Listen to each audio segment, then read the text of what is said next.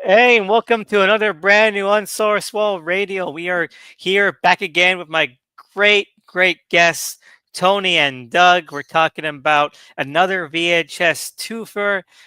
This one is going to be on VHS 1999, just as the Prince song predicted. Here we go. This is from 2022. Feel so long ago, and yet it's still so recent. And also Deadstream, which is a found footage movie that we're just going to keep in the tradition of these spin-offs. And we're talking about from one of the directors of the shorts here. In fact, it seems like the main short because all the marketing and everything seems to be predicated on that singular short. So it kind of seems like they knew, which one was the they, best one. they knew which one was the good one. Yeah, yeah. We're gonna do this one, and the outro song is gonna be about that one. you know, um, wow. Anyway, so this is VHS 99. We're gonna go in our circle again. Let's all look at each. Oh, okay. Doug's only gonna be back. So Tony, you take the reins. Tell us just your basic thoughts of 99, and then we'll go on like the first segment. Oh yeah, for sure. So when it comes to VHS 99, as we've established, I've been a fan of this franchise from the start, and I've been watching them as they've been coming out every time. And for whatever reason, I just kind of remembered watching this one and being like, yeah, it was pretty good. And I didn't really think about it too deeply. But returning for the series and watching these shorts again, I've found to have grown an appreciation for some of the ones I may have initially written off. And while it's not as evenly strong as something like VHS 2 or even 94 was in my eyes, I think that there are points here that really stick the landing. There's one short in particular that just feels irredeemable, and I'm sure we'll get to that one. But as you already alluded to as well, there is one short here that is one for the history books. Fantastic. So, Doug, what are your just basic thoughts on 99 as we head into the second half of this VHS gauntlet? Well, we're finally caught up to the one. This is the first one, our only VHS movie I had seen before we started this, and I couldn't remember. I knew it was like 90 something, and I was like, oh, okay. Once we got to 94, I realized like, okay, the next one is the one that I just randomly threw on because it was on Shutter, and I didn't. I didn't think anything of this franchise at the time, and so I didn't have any expectation of like what these were, and so this kind of informed like, oh, okay, so it's kind of playing in this tone, in this lane. So now revisiting, having seen like the full arc of the franchise, it's interesting because I would probably rank some of them lower now, but there's definitely I we'll probably be on agreement on like what's the standout one. That doesn't seem like there's like a big competition for like It's not neck what's and neck. yeah. It's not like there's another one where we're like, oh, it was so close. But I think there's parts of ideas here, and I think they have some talented filmmakers here. I just from some of these segments, I just am left wanting more, and not in the way where like a good short where you're just like, yeah, it ran its course and it leaves you wanting more in a like, damn, that was good kind of way. It was like some of them left me wanting more of like, oh, okay, like you maybe just started gesturing at the interesting stuff at the very end. Oh, definitely. I feel like some of the more mediocre ones, franchise wide, they're like, let's just puddle around for 9 minutes, and then the spooky stuff happens in the last two. You know, and we'll get into it. 99. I think this was also the first one I watched. And then kind of circled back, with my brother, when this one came out. 'Cause then we watched pretty much all of them up until that point, like in one go. Um, and that's why some of my memories have been a little fuzzy. But I remember liking this one. I like it a lot less now that I've gone back and reevaluated a few of the ones because it's hard to say like that there is much in here that does better or equal to some of the better ones before. You know, I feel like, and I'm going to repeat this as we move ahead, as we head into the newest one, Halloween, in a couple of weeks. Um, Shutter, I feel like Shutter is pumping these out. You know, they're not taking their time with them. You know, It's like one a year, right? Like it is one a once year. they reboot it, it's Yeah, like it's been off to annual. the races. It's been annual since 2021. Yeah. It kind of has become a conveyor belt, right? And there is something to be said about, in quotations, has VHS sold out, right? And you could make the argument that this was the one that kind of did it, right? Because, like, while I won't like spoil my thoughts for the short when we get there, but like a filmmaker like Flying Lotus coming in now, right? Like, they're an established musician. They are new to filmmaking, right? But they're kind of a celebrity already, right? And while we've had like bigger filmmakers who have returned to the series to make shorts, I don't think we've ever had like a more high profile person come in. And that becomes a theme as these movies continue. Now we I have think you see that in the casting too. Like oh, you start 100%. seeing more like because like we've talked about before how like good casting and found can make or break Yeah. found footage, but then once you start clocking like, oh, I know this guy from a very recognizable other thing, it definitely like distracts you. Speaking of distracting, one thing about the post the Shutter ones, and it's gotten more prevalent, okay, is that they lean into the gimmick of the release a lot more, you know, and I feel like that creates like a really big artifice for me. That it's like I'm not sure, I don't really like that. It feels forced, you know. VHS 99, so it just kind of hits you over the head with a bunch of 90s stuff, and I'm like, it's like if I know VHS viral was called VHS viral, but it wasn't like a bunch of like Snapchat recordings or like this is a YouTube, you know, video, you know, fake out thing, you know? And it kind of feels like if, you know, Shutter made viral, that would have been the stylistic choice for that collection. It's making me dread 85 because I'm like, is it just gonna be Stranger Things like like beating me There's some over the head? there's some bullshit in 85, I'll say that.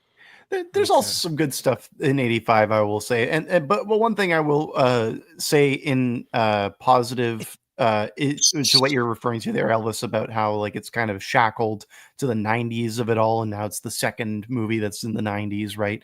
At least there is more of an attempt to make this look like VHS tape. At least it actually feels like a lot of these shorts are taking place in the past, right? As we've talked about with previous entries, uh, VHS, and there's only like one of the entries that seemingly was shot on VHS, right?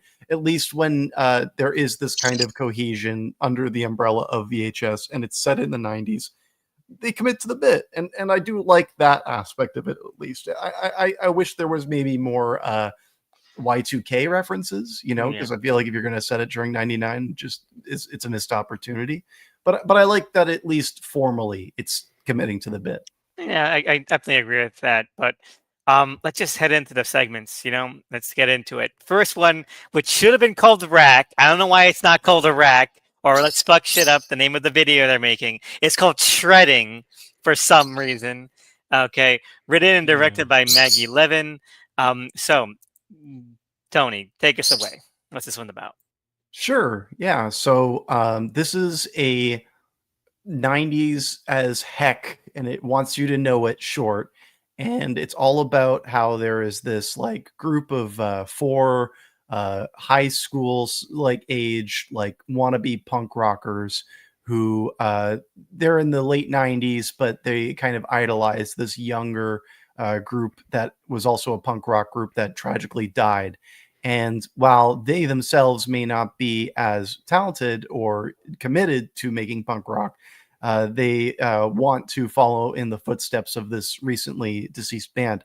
So they decide that they're going to perform practice at their the place where these famous punk rockers had died.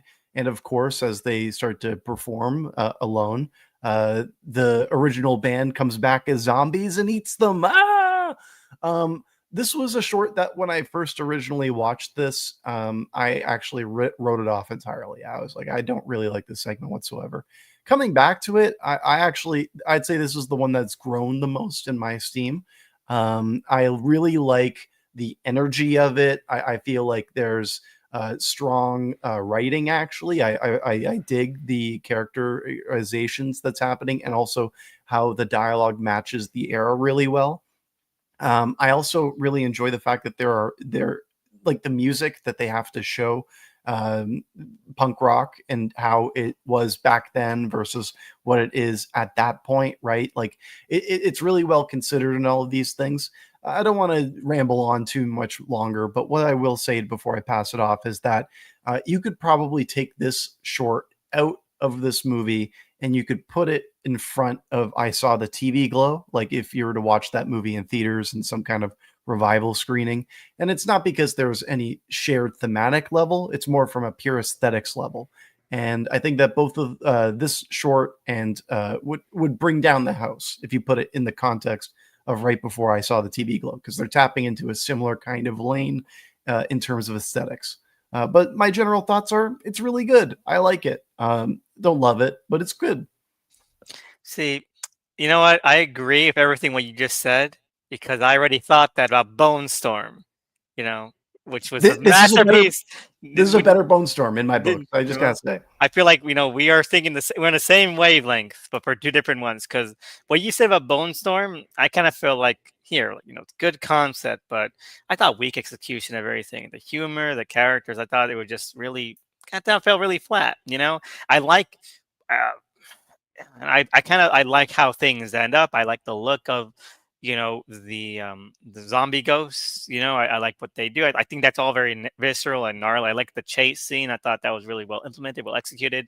But again, it's one of those ones where like everything kind of happens like the last 2 minutes, and like I just kind of wish that there was more of a sense of dread moving ahead, which kind of feels like it's I don't mind that it's just people just messing around. Yeah, it kind of feels Um, like we're plodding along until we get to yeah, the end punchline, which I like that yeah, punchline yeah, of I like do. them seeing them, reassembled and playing this bitch cat song. But like, it's like, was everything that led us here was that good? I don't know.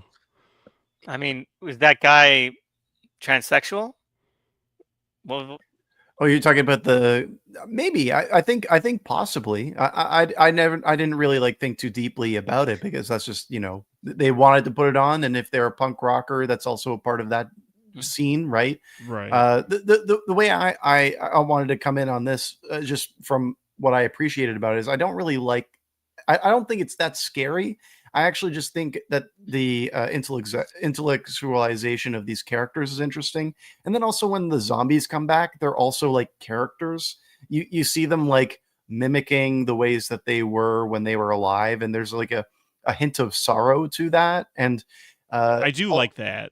yeah, yeah, right. yeah, Like I feel like that's just it. Kind of almost feels like that ride in the park segment again. And I yeah. think that whenever there's something like that, it's something different. Yeah, no, I feel like at the end it really kind of hits, and I'll say this again because it's true for a couple of these. It hits a kind of easy, kind of horror Tales from the Crypt kind of feel, Totally. and I really like that. It's about hubristic, brutish, stupid characters, arrogant characters, and then supernatural force, and it just feels like a lot of karmic, doling out, and I like that, and I think that it's also really goofy, and I like this. I like the goofiness of it, like especially when, as you mentioned, we get into the post kind of massacring phase, and they're just like playing around with the body parts, like saying, "Okay, I guess this works. Here's a leg, here's a foot," and it's all really nice. I like that stuff. I just felt like it just I don't know. I just didn't feel that invested in it, overall. Just like it felt a little plodding along.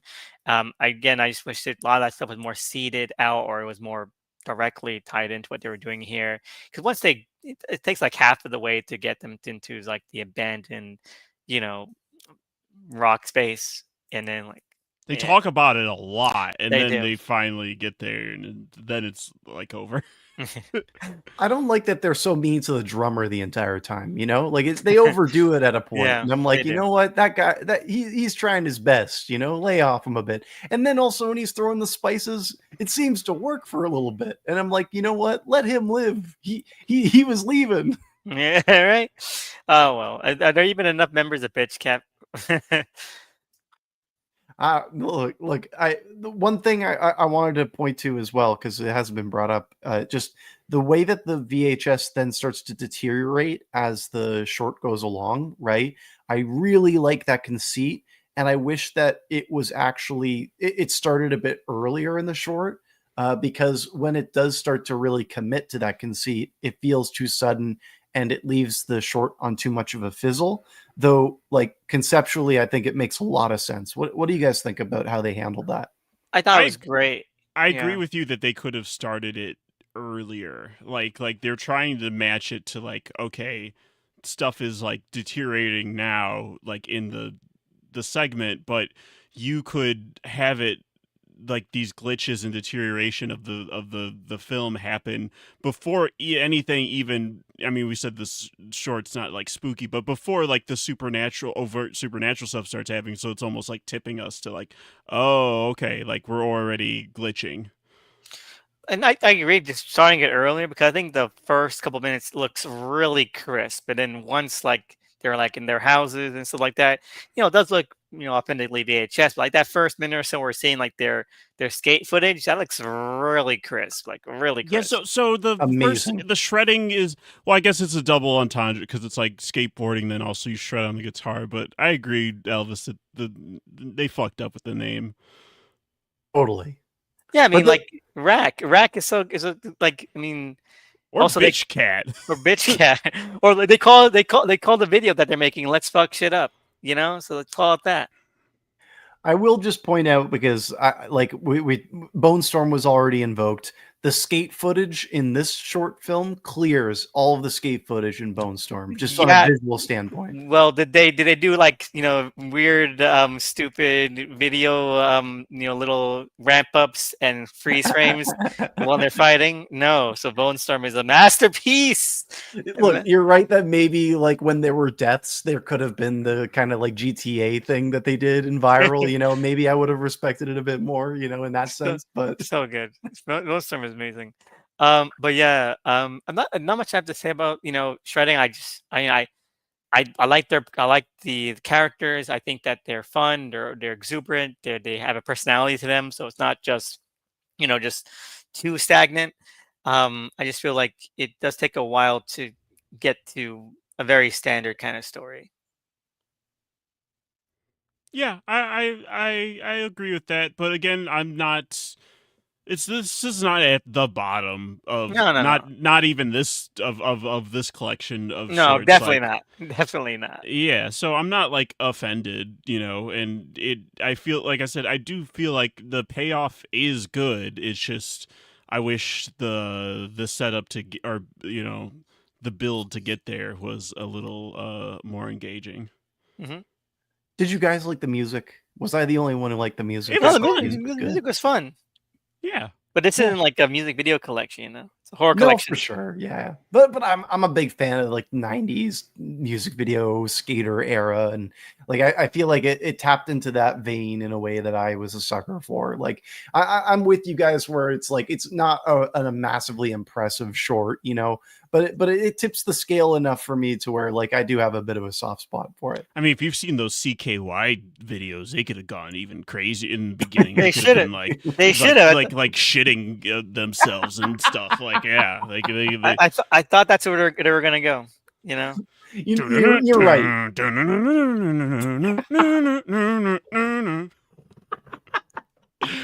Just all of the best songs from Tony Hawk games. Just I was raised on those games and soundtracks. oh yeah, come on, Mass Appeal. Come on, take me back to the skate park virtually. Oh, Yeah, I've maybe been to one real skate park and it was just watching friends. I did not try Oh, myself. I was the guy with the camera. I was never the guy on the board. all I'm like, right. you look great from here. So, any other thoughts on shredding? Which is pretty good, not bad, but it's pretty standard. Any other thoughts on shredding before we move on to the next? I just want to say I like that. I mean, we'll get to it when we get to that segment, but there's not really a wrap around. I mean, there's like we start seeding a later one, but we don't.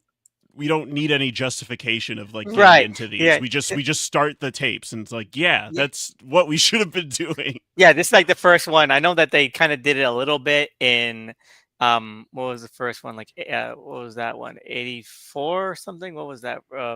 94? In 94, Viral. I think Viral was the first one where like they started kind Oh, of seeding that. Viral was the first one like we're not watching people Viral's watch. the innovator. Yeah, it was. Maybe I And should watch Viral again. Viral is where like it's just one story or like one continuous story. It's dispersed. And so, really I think this is where with 99 that becomes a bigger thing, which is a net positive overall. Net positive. It's All step in right. the right direction. So Doug, next one is Suicide Bid, written and directed by Johannes Roberts. Shout out Johannes Robert before I start. I think he's pretty underrated. Yeah, he made a I masterpiece.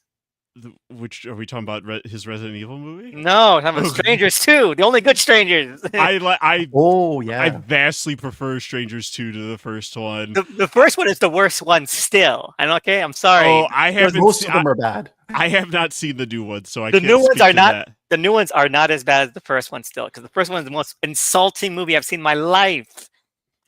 I don't, because I like that director's the movie he did after that, like Dark and the Wicked, but so I don't want to hate on him too hard. But the Strangers Chapter 1 just felt like it was just like, yeah, let's do a 70s horror movie, but not have any of the actual things that like make those movies good. Well, you know what? Like let's reiterate. Like let's try to homage Halloween and how scary Michael Myers was by having, the villain just kind of walk aimlessly in the background, not with any purpose or tension. They killed the design with the straight, so I'll give it that, because Yeah. then they could just bring them into the second one, and we already know those looks. So Yeah. I'll get Pretty give them good, that. pretty good mess. Yeah. I gotta be real, like Strangers is trying to just be pastiche Halloween, obviously through and through, but like Rob Zombie's Halloween is like the most accurate of that era. Like, let's bring slashers to the modern era, right? Yeah, Like, it was all it's about great. extremity, It's and great. it's also why it's a great movie. Yeah. The thing is that it's a real lesson in that pure mimicry alone is not what works. And with Strangers 2, it proves that while slashers don't need to change the formula too much, you just need to have some kind of identity. And you see the identity in the filmmaking of Strangers 2. And the problem that I have with just Strangers as a franchise is that while they have those like face masks that they have, beyond that, there is no identity beyond that franchise, beyond just playing the beats of other franchises. It's the most pointless horror franchise there is out there, and there are a few And they that would I try hate and more. they would try and Correct. argue that the lack of a point is the point, but I'm like, that's boring. Like, you can have the ethos of the killers be that it's whatever, you were home, that's why we're here, but the filmmaker should have a point of view, and I feel Totally. like Prey at Night does, and that's why that one's good. Yeah. But enough preamble about that. I like that movie. Speaking of pointless horror franchises, let's get back to VHS 99. Yeah. We got so off base there. Doug, take it away. Okay, Suicide Bid. so Suicide Bid. This freshman is trying to join the sorority, and they're having her do the suicide bit, which is a big red flag right here. I mean, I guess it's speaking to like the desperation to belong that like people do these crazy, like, we've heard all kinds of horror stories about real sororities and fraternities and the things they do, but this is insane, like what they're asking her to do, of like she goes and buries herself in this grave, and they keep bringing up this urban legend of like another pledge who died 20 years earlier, and she was like forgotten, and then she just died in the coffin. So they're like, okay, recreate that, get in the box, here's a camera, and it escalates from there, because like we know that the sisters are like fucking with her, and then they leave because there's like a rainstorm. They're like, okay, well, we'll come back in the morning, we can't stay, but they don't. That's, I mean, I guess we're not supposed to like the sorority. We aren't supposed to like them, but it's already like, okay, you girls know that she's gonna be dead when you come back. Like, this is like, what? That was so stupid, man. Story wise, it paints them as not, because I like, okay, even if I'm to assume these aren't the they're not honor roll students, but come on, let's do some. You see how hard the rain's coming down, and you got this grave. Like, what do you think's gonna happen when you come back in the morning?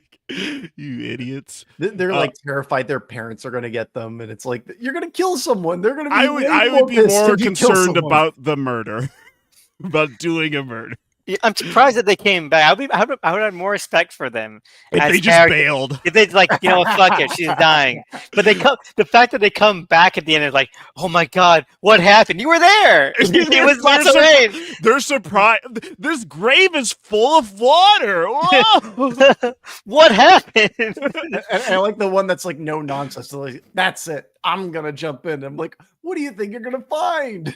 Just get the authorities at that point. Unfortunately, like, come on. And the thing is, right? They're like, we gotta bail and come back and it's not just because of the rain, because there's cops or security guard. The security guard leaves after like 2 minutes. So why didn't they just hide in the bushes for 2 minutes? Because they were getting wet. It was the rain was scary. I don't know.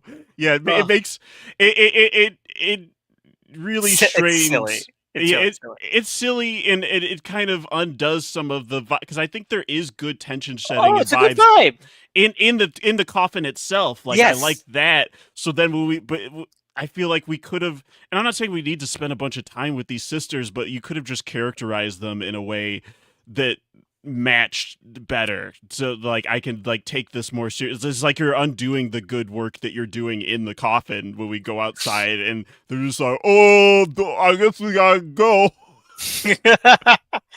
But no, you're right, because inside a coffin, and like that is where the meat and potatoes of this segment is.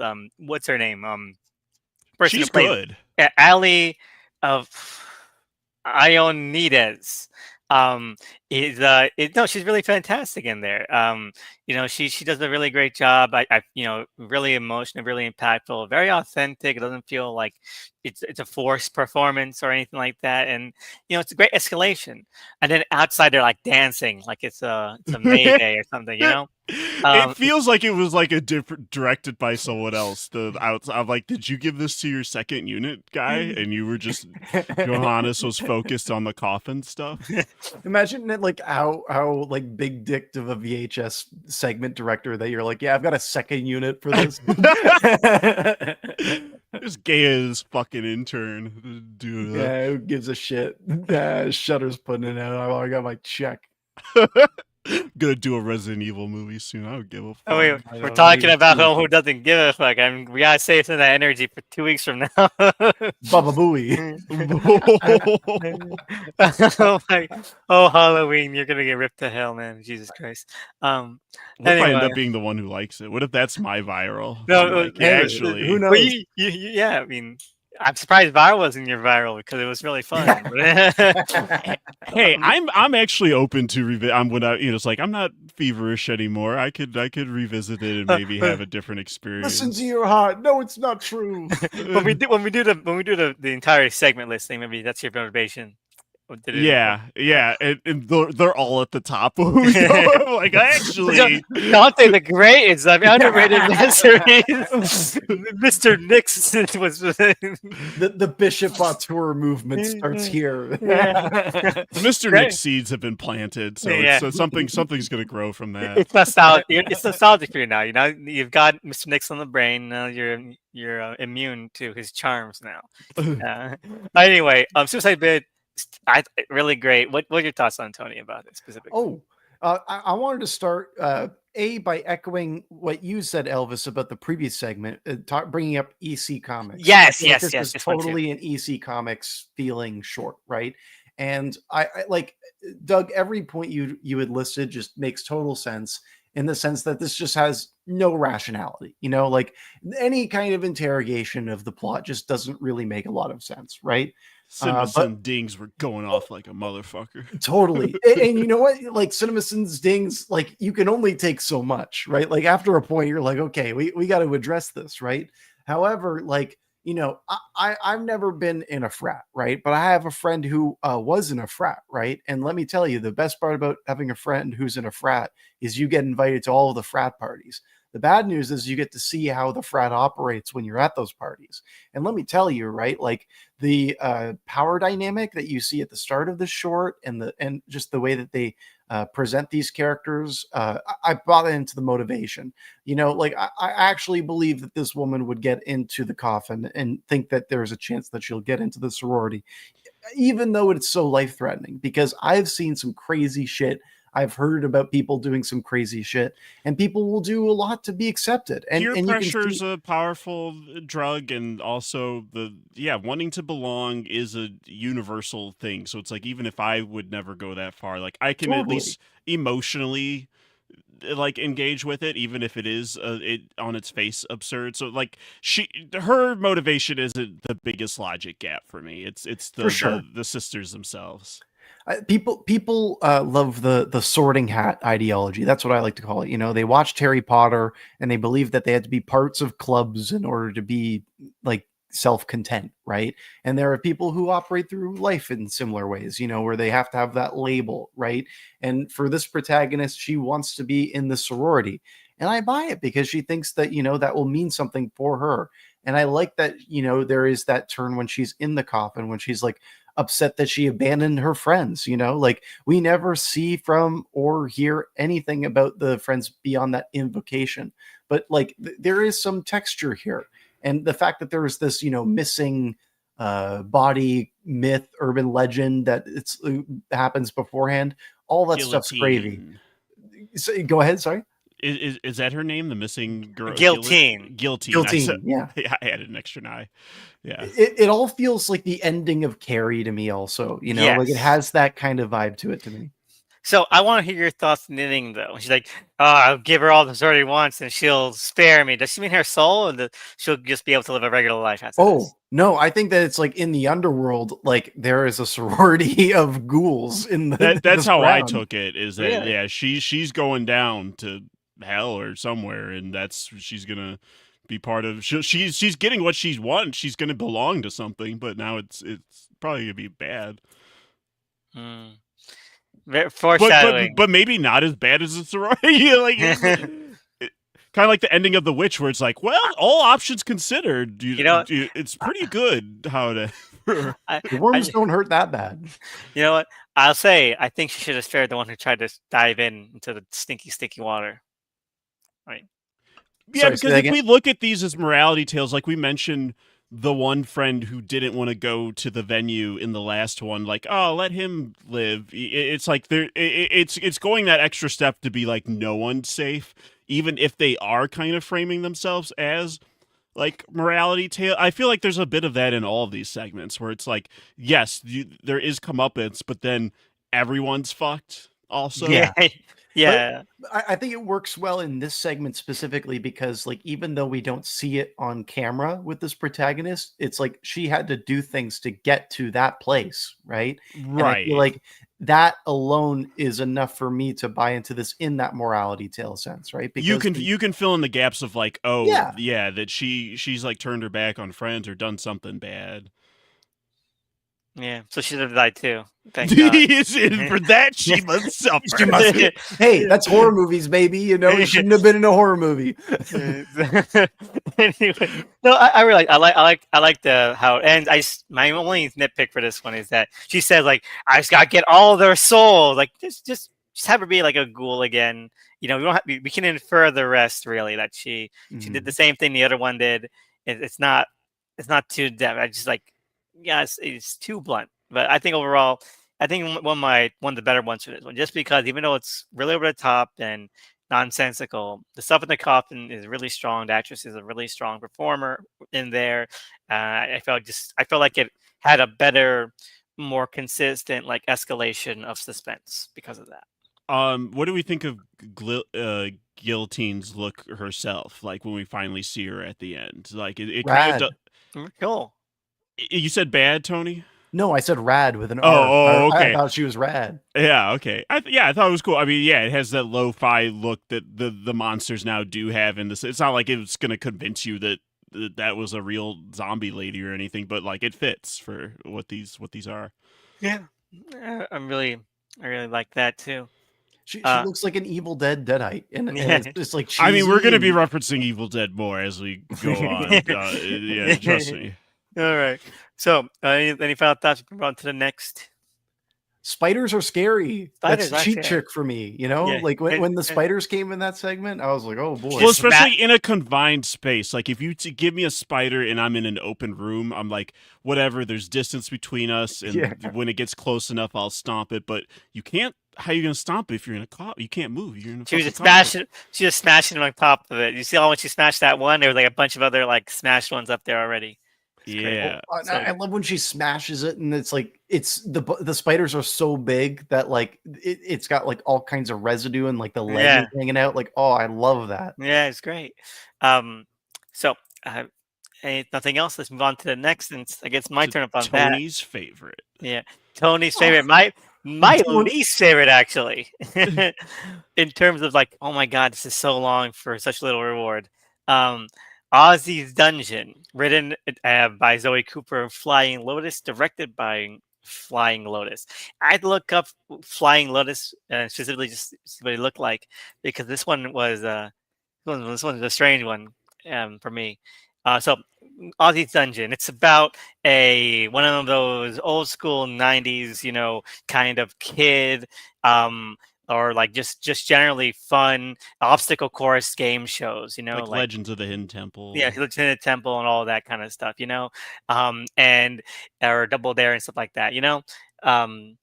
And a young girl goes on as a contestant, and she gets injured, and the show does not give a fuck about it, and she basically loses the ability to walk because her leg gets incredibly infected and fucked up, and her family decides to kidnap and torture the host in a gauntlet of very ironic punishments, based off of the game show. And uh, at the end, it turns out the what did he even set that up? Really, Ozzy exists in reality, and the game show leads them to the Ozzy because the gimmick of the game show: if you won the obstacle course, Ozzy will grant you your heart's desire and a wish, and he brings them over to where Ozzy exists in real life, which is as a horrible Cyclops monster in a fat woman's belly, and the girl asks for a wish, which is to kill everyone because she's like a goth now. She was like really happy and cheery, and then she's like, I got dark now. She's like wearing fishnets and like chains, and she's got goth eyeliner up. It's crazy. it's It's a good very bit. it's a good bit, yeah. But overall, I just didn't like this one. I thought the obstacle course gimmick was really corny and just over the top. And again, it feels like that artifice that I don't really like. I don't really like it. Like one, the show itself doesn't make any sense, and also in terms of like how fake it is. Like I think they're doing their best to make it look like a show, but it's so over the top and so just I don't know the actual production value of it just doesn't seem authentic in a way that they're trying to do it for. And then also the logistics of the show. So at the end, did everyone know that Oz exists? Where people just accept that wishes are real? Well, like I feel like it's playing off of those game shows of the time, right? Where the prize itself didn't really matter, right? Like it's what's more important for anyone who would want to be on the show like this is like the fame and the glory, right? And then like the prize at the end, if you were to succeed, you romanticize it so much, right? So it's like and also there's something that I want to get into later as we get deeper into this short, but I'll just say it right now. I feel like there's some commentary here about like class, right? Where it's like when you are someone who's in a more desperate situation and you are looking for some kind of like escape from that, you put a lot of your eggs in a basket that may not be the right basket, right? And I feel like this short is contending with that kind of theme and it's playing through with it in an interesting way. I don't want to like come out of the gates being like so gung ho, but at the same time, I really like this segment. I I'm a agree big that fan of it. theme is interesting. I I struggle with how much the short itself is really contending with that because I feel like the longer we go on, it just starts. I just start to feel kind of miserable to like I don't care about that they're torturing the host. He sucks, but it reaches a point where I'm like, The come family on. sucks too. Well, Yeah, yeah. yeah, it's just like, man, this is Is just that, but miserable. it's just not entertaining because I think the family itself are just annoying. Not like okay, they suck because that's a part of the theme, but they're just Yeah, because the annoying. host is evil in at least like the garish, like kind of entertaining way. Like as he reminds me of someone you'd find in like some kind of post-apocalyptic gladiator match who'd be announcing stuff. Then, like he has that vibe, and Do you guys recognize who he is? he has Stephen Ogg, Mhm. from his appearance in Better Call Saul and nothing else. No major video games that he's been in. Oh my god, you're right. I actually only recognized one person from this one, and it wasn't him. Okay, Who did you it was recognize? Sonia Eddy, who plays the mother of the girl. She She You know, keep triggering in my mind, but I'm like, where do I know her from? she's the sales clerk that noticed the red dot on Elaine's sweater. I'd also noticed the flag on the book that George Costanza tried to return after he went to the bathroom with. Oh my god! I've And I've that episode is also her Wikipedia profile page. So it's obviously her most famous role. what she's not proud of hurling a snot rocket in this short. But yeah, no, I recognized like what who is this? And like I looked her up like, oh my god, it's the clerk. It was like That's incredible. yeah, so that's the real 90s flavor here. Yeah. And I always recommend her because her character's name in those two Seinfeld episodes is Rebecca De Mornay. It's a good sitcom character Rebecca De Mornay. Anyway, but yeah, no, I feel the family is annoying. I felt like it like There should be. I don't need these stories to have like quote unquote likable characters, but there should be at least someone in this that's like. I don't know if pleasant's the right word, but it's just like to like invest in and like not even the yeah. girls. The girl, The daughter. I'm always invested in the daughter. not really. Daughter only appears like one moment at the end. Like Yeah, she's like kind of a blank slate for like once we've like gone to the torture segment. No, she's a participant. She is there as well, and like yeah, you are but constantly seing her reaction to these things. well, I think it's hard to hear when or pay attention when the mother is screaming at full force every single second. But I think she's doing a really good performance. I think that like the mother is so like horrified by what like in her eyes this guy did. You know, like obviously the studio is who you really go after in these cases, but at the same time, like in her mind, it's this guy, right? And she's taking it out on this guy. And just like I hear what you guys are saying, but I will push back just a little bit. I think that the way that this short is structured was really involving. I really like the way that like you start with the short this episode as any other episode would be, and then when the grisly thing happens, it's played really really well. And one other thing I will say is like I'm gonna pull the Chris Stuckman. As you guys know, I've been a big fan of Flying Lotus for a long time, and I'm saying that because I've been to his concerts. I love his music, you know, but I don't like his films. I saw Kuso. That movie really sucks, you know. Have you Ash seen the came new out- one? Ash, is it bad? Ash is just really boring, Mm. and like it's got an I mean, interesting. it's got Isaac concept. Gonzalez in it, so I'm not like surprised by that. Oh, yeah, but and you got Aaron Paul, and Aaron Paul's like really doing great work in that movie. But like the thing is that Flying Lotus, this may be his best film, and I feel like it actually is a really strong piece of dramatic storytelling, just in how the beats are. And when you compare it to his films, like he is really trying to be a lot more abstract, and that's where he's really faltered. And yeah, I don't know. That's just coming from like In where the I come from. abstract sense, I feel like the ending is the most successful part for me, as like we keep escalating of like, what the fuck is this going on now? Like, it already started to kind of have like live action Adult Swim vibes, but like it starts tripling down on that as we like go to like Ozzy, and like once we get there, and like just the layers of like going deeper into the cave, and even the host is like, I've never even been past the door, like, but he clearly knows that this is like a real thing he's leading them to. So like I like all of that weirdness. But like, I think the other characters know too, because even like the woman's like, I heard that Ozzy was off world.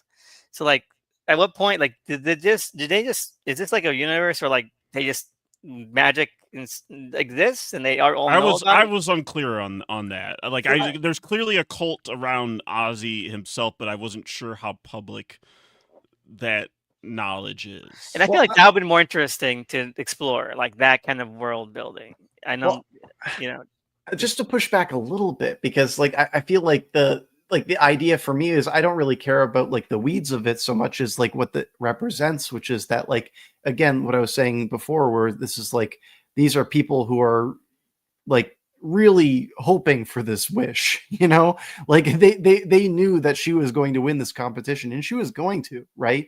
And then that, like, because that one other kid was so aggressive and the set really did kind of stink, she suffered for a lifetime, right? Like, I feel like all of the pieces are there. It's where it's abrasive, where it starts to rub the wrong way, right? And what I do like about when it does transition to the set, right? It's like they are torturing this guy in the basement, and he's like, "Oh, I'll take you to Aussie." And in my mind, if you're watching this for the first time, you're thinking to yourself, like, he's just trying to get out of this. He's just trying to survive. The fact he's taking them to a real place where Ozzy is real, and it goes down to that, the way that all evolves really works for me. I guess if I you're watching this in solitary for the first time, not having seen any other VHSs, I guess that could work. It just kind of feels like at this point, it's gonna be real. Like 90% of the time, like oh, this thing you thought was fake, it's real. It's like I think the premise and the payoff for like 70% of these.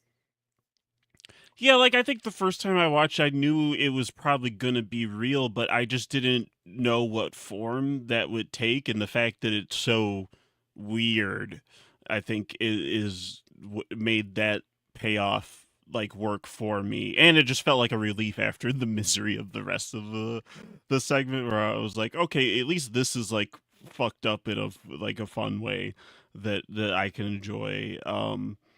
I also like his delivery of when the host is like, "Make it a good wish, kid." He's a good actor. I thought he was a really good performance in this short as well. Have you seen the clip of him where someone at some game thing is like asking him?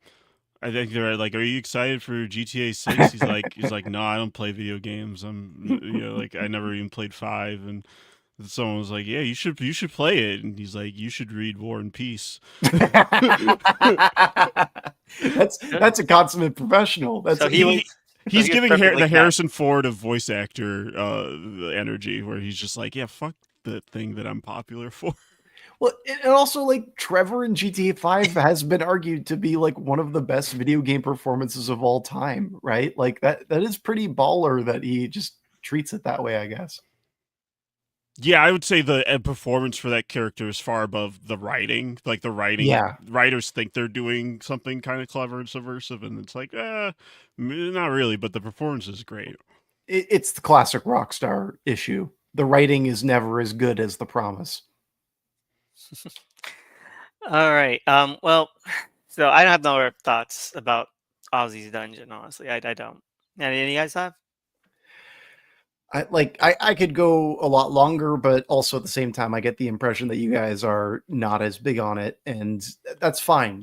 I think it's I a don't good. hate it. It's just it's like a vibe I didn't Yeah. enjoy It's until I just did, and like it's at the very end.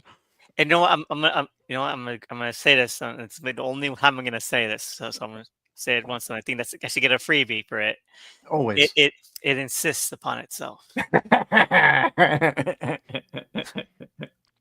Well, uh, all I'll say in defense is that, like, the way that it's constructed is well considered, and it's smart in my eyes. And I know that it's sort of very abrasive and at points very stupid short, but I feel like it's properly thought out, the pieces in the ways that it needed to for what it sets out to do. And I really appreciate it on that level. And I get that it's miserable and in experiencing, and I hear that. At the same time, I feel like it works for what it needs to be. And that's why I give it a slide, and why I like it a lot. Like I feel like when we get to the final rankings, you guys may get really upset where this lands, but I do really like this Yeah, one. you're not gonna be upset for a couple of mine land. All right. So, you know what? I think that you pulled up the great card here, Tony, because you're up next again, and Oh, this is good Oh luck. fuck. the Gawkers, written and directed by Tyler McIntyre and co-written by Chris Lee Hill. Tell us Yeah. what this is about. Well, Yeah, I just explain want to like. yourself, Tony. Hey, no, don't you put that evil on me, Ricky Bobby. Like Why did you make this? so I like, look, here's the thing. I do not like this short at all. I feel like everyone here is going to just join in on a real like Ugh. beat the pinata situation. This is we have returned to the like crude baseline. Here is Playing the hits. exploitation of women for titillation of like the first VHS, and it's just ugly and gross. But I will say before we get into this, and we haven't really addressed this, is that there is a framing device to VHS 99, and the framing device so far has been the beginning of the short, and it's the stop motion short films of the protagonist with these like green army men going through different adventures. Those are fun. I like the army men. I gotta say that it's the best wraparound we've had yet. It is a real delight to have the stupid, like non-related, like short segments that break up all of these things. You don't need a narrative that ties all of these shorts together. You can just have a little bit of fun. If it was have just it the be Green a Army palate Men, cleanser. yeah, why not? Right? I found all of these VHS tapes at my local video store because it's the 90s. Let me watch them one by one. That was a weird one. Here's another. See, you get it, right? Like you don't need that, right? If you just give us the army men, hey, I'm on board. I love these guys, like give me more. And Yeah, within the reality of the short, like pretty well done by this kid making this stop motion. Like it's hard doing stop motion now. He's doing this in the 90s. hey, it takes a lot of time, right? And you got to really think about what you're doing, right? So clearly, like that sense of his character, I can respect. What I can't respect is how everybody in this short is a perv, right? And the reason I'm saying that now is because like we're watching this from the perspective of these like teen guys who have a camcorder, and their whole purpose in life is trying to sneak like sexy images of women without them knowing. And their plans seemingly pay off in dividends when a cool hot chick moves in across the street, and they're like, we're gonna just spy on her in all the most invasive ways possible. And they decide to get the loser brother to go over to her house because she seemingly takes an interest in him, to install some spyware, and so they can like creep on her some more through her webcam. But what they don't realize is that when she undresses at the evening, it's not just the goods that she has, it's also a head full of snakes because she's a fucking Medusa. Yeah, this is like the dumbest thing ever. Like the idea of Medusa being the villain on a baseline level, like maybe sure, but The PC term is Gorgon. oh, I apologize. I don't want to. Frankenstein is the doctor, idiot. Look, like the idea of seeing somebody turn people to stone, sure, fine. That's cool. Everything it takes to get there, and when it's actually happening, awful. It's like 30 seconds, then it's Yeah. over. This is one of the worst VHS segments, and it really brings this whole movie down for me. It does. Even if I didn't like Ozzy's Dungeon, this is. I remember again, like first one I watched like intently like years ago. My brother, and if he ended when this one ended, my brother was like, that was the stupidest thing ever. Well, what was the point?" And it's true because this is like the baseline barometer of like what a terrible VHS short is. It's nothing but crude jokes, filler, I don't know how you do filler in a short, but you gotta jam in filler there. Um, Out of nowhere, not really set up, pointless supernatural thing, and then everything ends in 30 seconds. And I feel like if you that is like the platonic terrible VHS segment, and this is it. This is it. It's and like there's ones that are worse, but they all carry forward this kind of format. Terrible.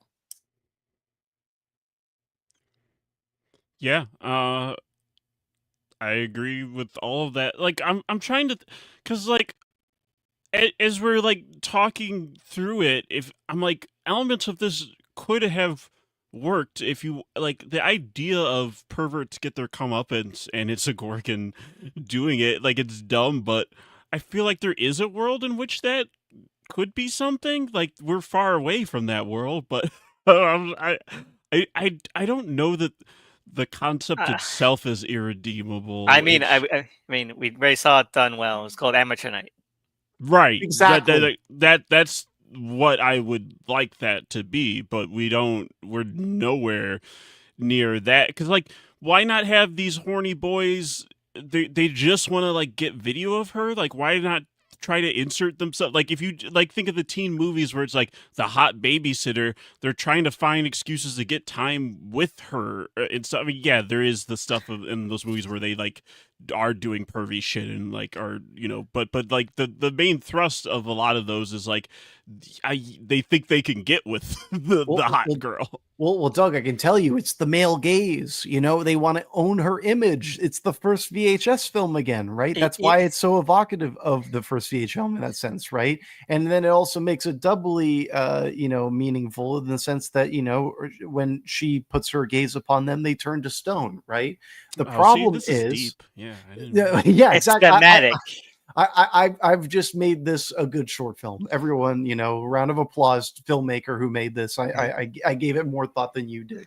But the problem with this short film is that Amateur Night, which has been brought up, is that we see the outcome of their follies, right? The fact that they just simply turn to stone and it's done.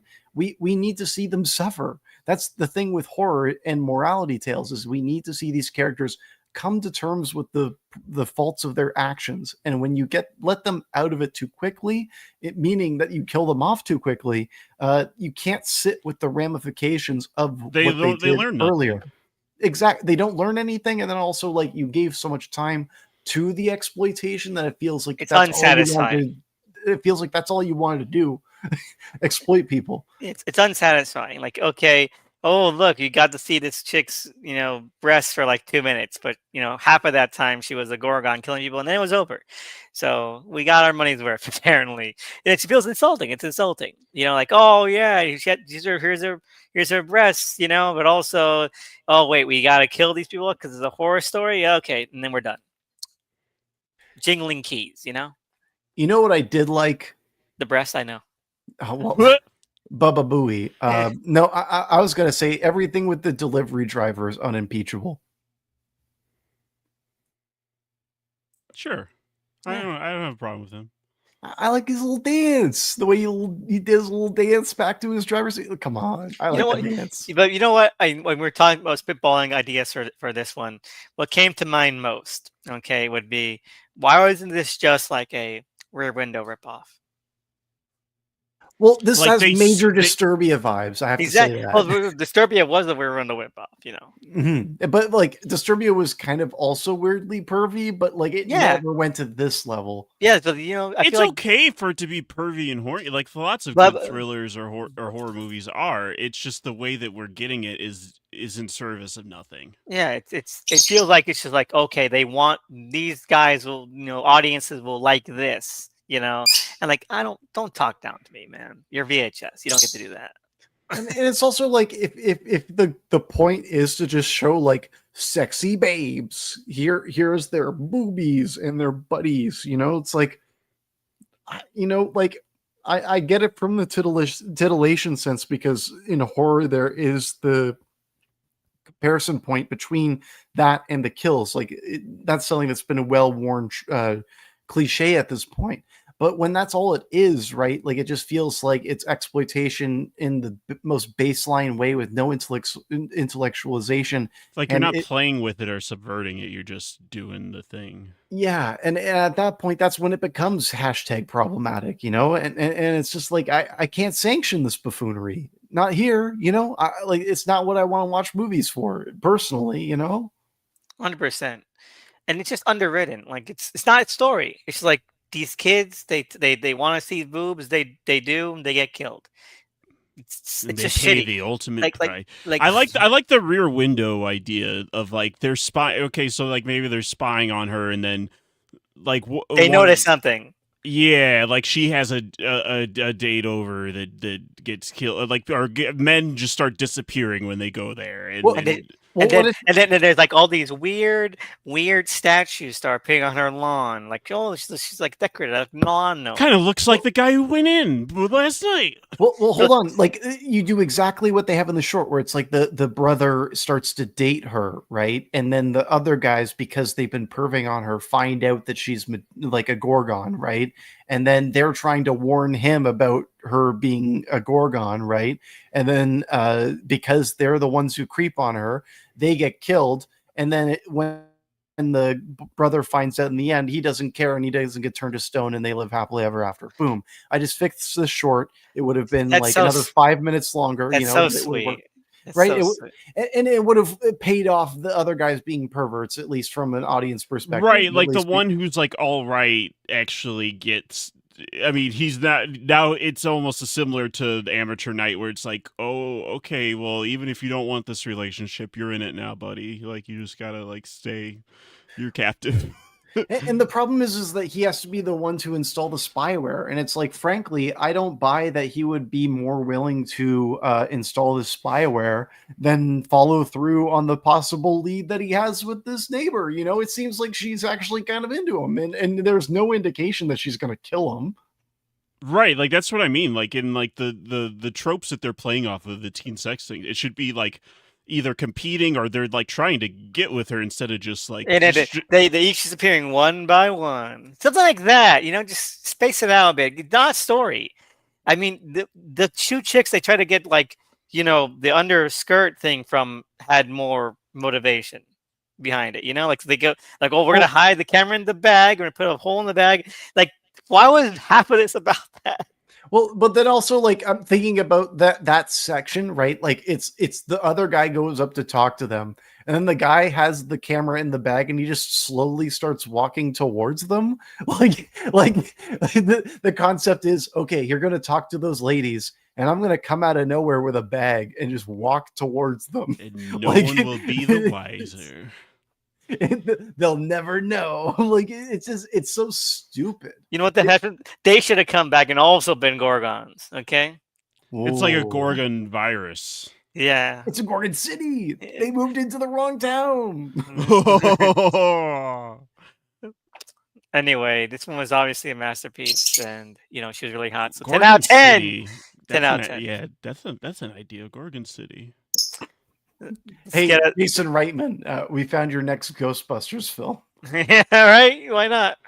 Oh my god. I mean, that would be a good. What? I'm not going to Ghostbusters rant, but that sounds like that could easily be an improvement. Yeah, as long as no more kids. Anyway, Kids get turned to stone first 5 minutes. thank God. Let's move on to next. Unless there's any other thoughts on the Gawkers. Terrible title, man. Jesus Christ. Oh my God. Anyway, One of the worst segments, just bad. it's bad, underwritten. It's bottom five. I mean, bottom five for me. Anyway, let's move on to the last one, and this is the one, the piece de resistance that 99 had everything kind of riding on. To Hell and Back, written and directed by Vanessa and Joseph Winter, as starring Joseph Winter as well as one of the cameramen. All right, so Doug, take it away. What's To Hell and Back about? Oh, this one is a banger. So it's New Year's Eve, and these guys get hired by a coven of witches. Like that's a good gig if you can get it. Like some witches hire you to film like this ritual. They're trying to like resurrect this or summon this demon into the body of someone else, like one of their members.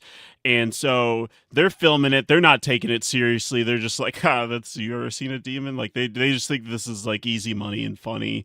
But then the ritual begins. They accidentally summon not the demon they're trying to get, and then when they're banishing that demon out, the two friends get like banished with. They get caught up. He grabs them. Yeah. He grabs them and then pulls them, like they're pulled into hell. And the thing is, there's like a ticking clock of like the demon they're trying to summon, Ukabond. Like they have the window until like midnight. This is the one that references Y2K. None of the references of them even mentioned. Insane to me. But you know what, they saved the world. Set it at 99. They saved the world, because obviously this is going to be the world-ending thing, and they saved it. They saved the world. They did it. Yeah, they're heroes. Well, the real hero is Mabel, because that's my future wife, great. Mabel. How dare you? Mabel's so cute. I said my future wife. I'm gonna treat her right. Like, she's my great. money's on Chrissy. I'm taking Chrissy. Oh my God, have you? Go ahead, Doug. Finish your wrap up here. So Mabel has a bone to pick with Ukabot, because like everything else down there just wants to kill or eat them, because they're like, they didn't even like die, they were just dragged to hell as like, fleshy bodies. So that's like ringing a dinner bell. So they really need to get out of there. Their plans to hitch a ride on when Ukabon gets summoned. That's like why they need to be there before midnight, or they'll be stuck. And it works, but with a hitch of like, one of them ends up inside the designated host in the ritual, and then they both just get killed. But to their credit, they fall through on their promise to Mabel of like to write her name in the Book of Witches, and that's what a real one does. You gotta, fall through on your promises. You know what? I feel like Mabel will probably, help him out spiritually. Once she gets powerful again. She's gonna be happy to see him again. Yeah, she's gonna be like, "Oh, the men's are back." I feel like that. Power trio. I could have watched the entire movie. But I would say Bill and Ted Go to Hell, and they realized they went to hell in the second one. Hell yeah! It's so good. It's so good. I love it. But Tony, you go on. I'm just effusive about this one. You go, Tony. Yeah, I just want to like echo the effusive praise that we seem to have for this, because like if the last short was one of the worst in the VHS franchise, this is absolutely one of the best, at least in the top three. And it largely comes down to the filmmakers, Deadstream duo. It's a husband and wife couple, I believe, that are making these, and they not only have a strong grip on horror comedy, but they also have a strong grip on practical effects and blending that with digital. All the creatures look great. Yeah. Oh my God. They even reuse one from Deadstream, but like it doesn't even matter because like it just looks great, and then also like we've brought her up already, but I wanted to say her name, Melanie Stone, who is in both this and Deadstream as Mabel in this short, like she anchors this so well, and she's such a strong actress. Star. Like I don't know what else she's done, but like I would watch movies because she's in them. She is amazing. And just to round out my thoughts on it, it's just like we've talked about other shorts, how they can be like haunted houses and stuff. This is the ultimate haunted house short.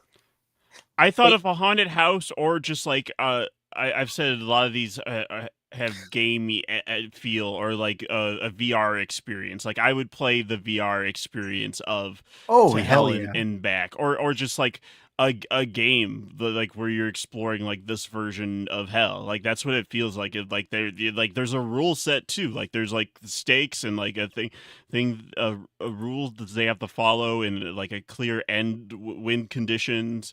And the end is great. I like the fact that one of the witches like has a husband. Like there's a husband there who's like just. You get like little glimpses of the bickering. Like it's well like the little bit of time we get with all of this is like there's just good characterization. Yeah, I'm gonna say that I feel like this is definitely the spiritual successor to 10/31/98. 1000%. Absolutely. Yeah. Like it's just dudes, guys, after kind of feels like a microcosm of like we went from something that's very VHS one in the terrible way, and we get someone that's To the actually very best of VHS one, yeah. in yeah Mhm. in all the positive ways. 'Cause guys being bros, being just decent folks, and caught up in a terrible situation. Yeah, because they're What are not they gonna bad. do? The most that they do is that They're smart. they're kind of laughing at the witches, like, but they're not like bad Yeah, no, guys. they're professional. They're doing professional jobs here too. Like they see them setting up interviews. They're not like not taking a shit out of it. Like they're getting the money. They don't believe in it, but they're doing their job. Well, You I, know. I I gotta point in and say, like, it's even better when they get to hell because their friendship is then tested, right? Because then they start to have issues with each other, and the only reason that they get back is because they are able to put that shit aside, you know. They And work it's like all together. just not really. It's not overplaying it like a lot of these VHS shorts do, you know. Like it's just enough characterization with everybody where you're wanting a bit more, and not like you're not having the issue of less, you know. All of it is just really well considered. Yeah, and you know what? I make a big deal about authenticity and merging with these, but you know what? I just like with a couple of these other shorts, like Safe Haven or something. I like a good, like substantial, well structured, well concise, story. And this one does have that. It really is to hell and back, and like it fills on that promise. It really kind of delves down into it. It doesn't have a lot of meandering bullshit. It doesn't pad. It doesn't stall. And I think that it really does focus. Like, here's the premise. What can we mine from this premise in this amount of time? And it just you can feel that again when we get the Deadstream. But like, this is what we need to deliver on. What can we use that as an avenue for? Rather than like, okay, here's where our premise is. How do we pad it out? And that's not the mindset of this. That's not the mindset of Deadstream. And I really appreciate that. Like, you know what? They're going to like a biblical, divine comedy style hell. Huge mounted flames, like a castle, and in the foreground, pitchforks. It's amazing. But you know what? It's just fun. It's just fun to be in that world. Yeah, it's a blast. I really like the way that hell is conceived in the Yes. short. You know, like you brought up Bill and Ted 2, you know, it certainly has vibes of Bill and Ted through and through. But then I just like the fact that it's just like this giant rocky cavernous maze, Mhm. and it's like like for them to have constructed the set as filmmakers, I imagine it's probably just like a warehouse, and they're just reusing the same spots, and they're doing a good job with shaking the camera. But the fact that like you just feel like this is an expanse, Yeah. like you're watching all of these VHS shorts that we've seen so far. You know, we've seen like buildings, like houses, apartment buildings, things like that. Just very like pedestrian. The fact that we're going to hell, and it actually feels like hell. And you never like all of these things do have to be working at a certain level. And I feel like the strength of the actors and the strengths of the filmmakers, they all meet each other in perfect harmony at this budget level to just sell it all. Yeah, because like even though like you said, like they're probably reusing segments of the set to like uh, like to make hell look bigger. It doesn't feel like they're ever cheating or that we're like backtracking through parts. It just adds to this kind of like expansive like uh, labyrinth feel of like this is endless, like, and you can very easily get lost. Like if you don't have a Mabel with you, you're kind of fucked. Yeah, and again, it feels oppressive, it feels claustrophobic, even though there are, visually large areas. Feels like trapped even before you get like actually the parts where they have to spelunk and like crawl in the crevices. It's really well considered. It's really well executed visually. And again, it's just funny that it's like classical hell too. You see flame and all that kind of stuff, sulfur and little demons and mini me demon. It's fucking hilarious. Yeah, I like love the every demon kind of has a bit. Like I think that helps. Besides, like the visual design differentiate them. Like there's kind of like a little like gag they get to play before they run off, and I like that energy. when you get like the person who's like help me, and then they're just like a frog woman, Yeah, like love that. they're my favorite. This is great. I love that mini me one because he just steals the miniature Now the pitchfork, trident. the miniature pitchfork. Yeah, like, but like that's the thing. Like, I don't care that it's like, oh, that's not. Obviously this is not. Oh, this is found footage or anything like that. Just he just wants to have fun with it. It feels a lot like, we talk about Devil's doing that way, where it's just using the medium of found footage to tell like a more kind of standard, well, not standard, but more like to tell a narrative. That's what this kind of feels like. It's like, found footage, neither here nor there. But that's just the visual aesthetic we're using, and this is what we're doing with it. And I think that is a lot more admirable than a couple of these segments and a couple of the segments overall. In terms of I like that the found footage of it all. It's like they were able to bring a camera to hell, Yes. like that's a funny idea. And they were Yeah, bringing a like, camera back from hell too. It's not Terminator rules. It's not just like organic material. You can bring full video camera equipment through, and the tape survives. There's one thing that we haven't touched on just yet, but I want to say this, and it's like, while we've appreciated Mabel because she is simply the best, right? She's also evil, right? Sorry. She's also really fucking evil, right? Well, obviously, right? But that's also No, why she's I awesome. won't hear any slander against Mabel. She does nothing wrong. Well, you're right. She does nothing wrong. But when you're watching the short, right, like I feel like the way that the film is constructed does a great job on playing on your fears on whether or not she can be trusted. And the fact that the set is evolving, so it's like you're out in these canyons and then Mabel's bringing them into like the caves, right? And it just keeps on getting more and more dangerous. And every twist and turn, you are double guessing her. And then also these guys are descending further and further into hell in an effort to escape it. And I like that there's that asymmetry, you could say, where they're like, they have to see more horrors. They have to partake in this even further and waste more of their valuable time in order to get the window to escape, like, just like, it's a very funny short, as we've said, right? But like all of the mechanics are also in place to where it just works without even having to think about it. Again, good storytelling. It's really shocking how much, like, that should be the premium on these kinds of segments. Like, you're giving us a lot amount of time.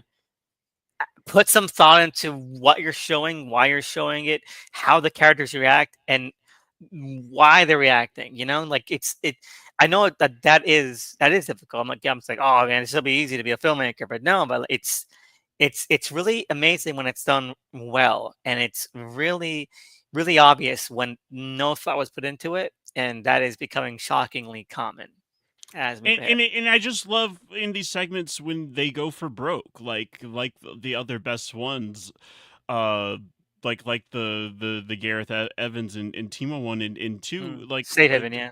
yeah, that it just fully gets squeezes all the juice it can out of its concept of like, we're gonna show you everything that will happen from this idea and not just like leave you with like the promise of like what could have been. It's like, no, they, like you said, they go to hell and back. Like, we're going to see all of that.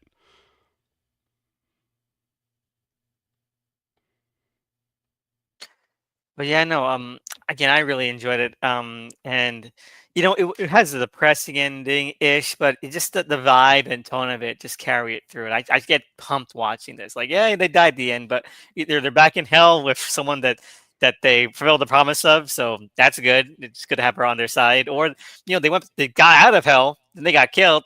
They could be in heaven. You don't know. They didn't sign any contract. Okay. Well, I like the fact that it's like, with all of these VHS shorts, like we've even talked about in how this film, there are people who have deserved less than the fate that they got, right? But the fact that these people are ultimately just victims through and through, right? Like, the worst they did was just hang out while a seance happened, right? They stood in the wrong part of the room. That's that's their folly, right?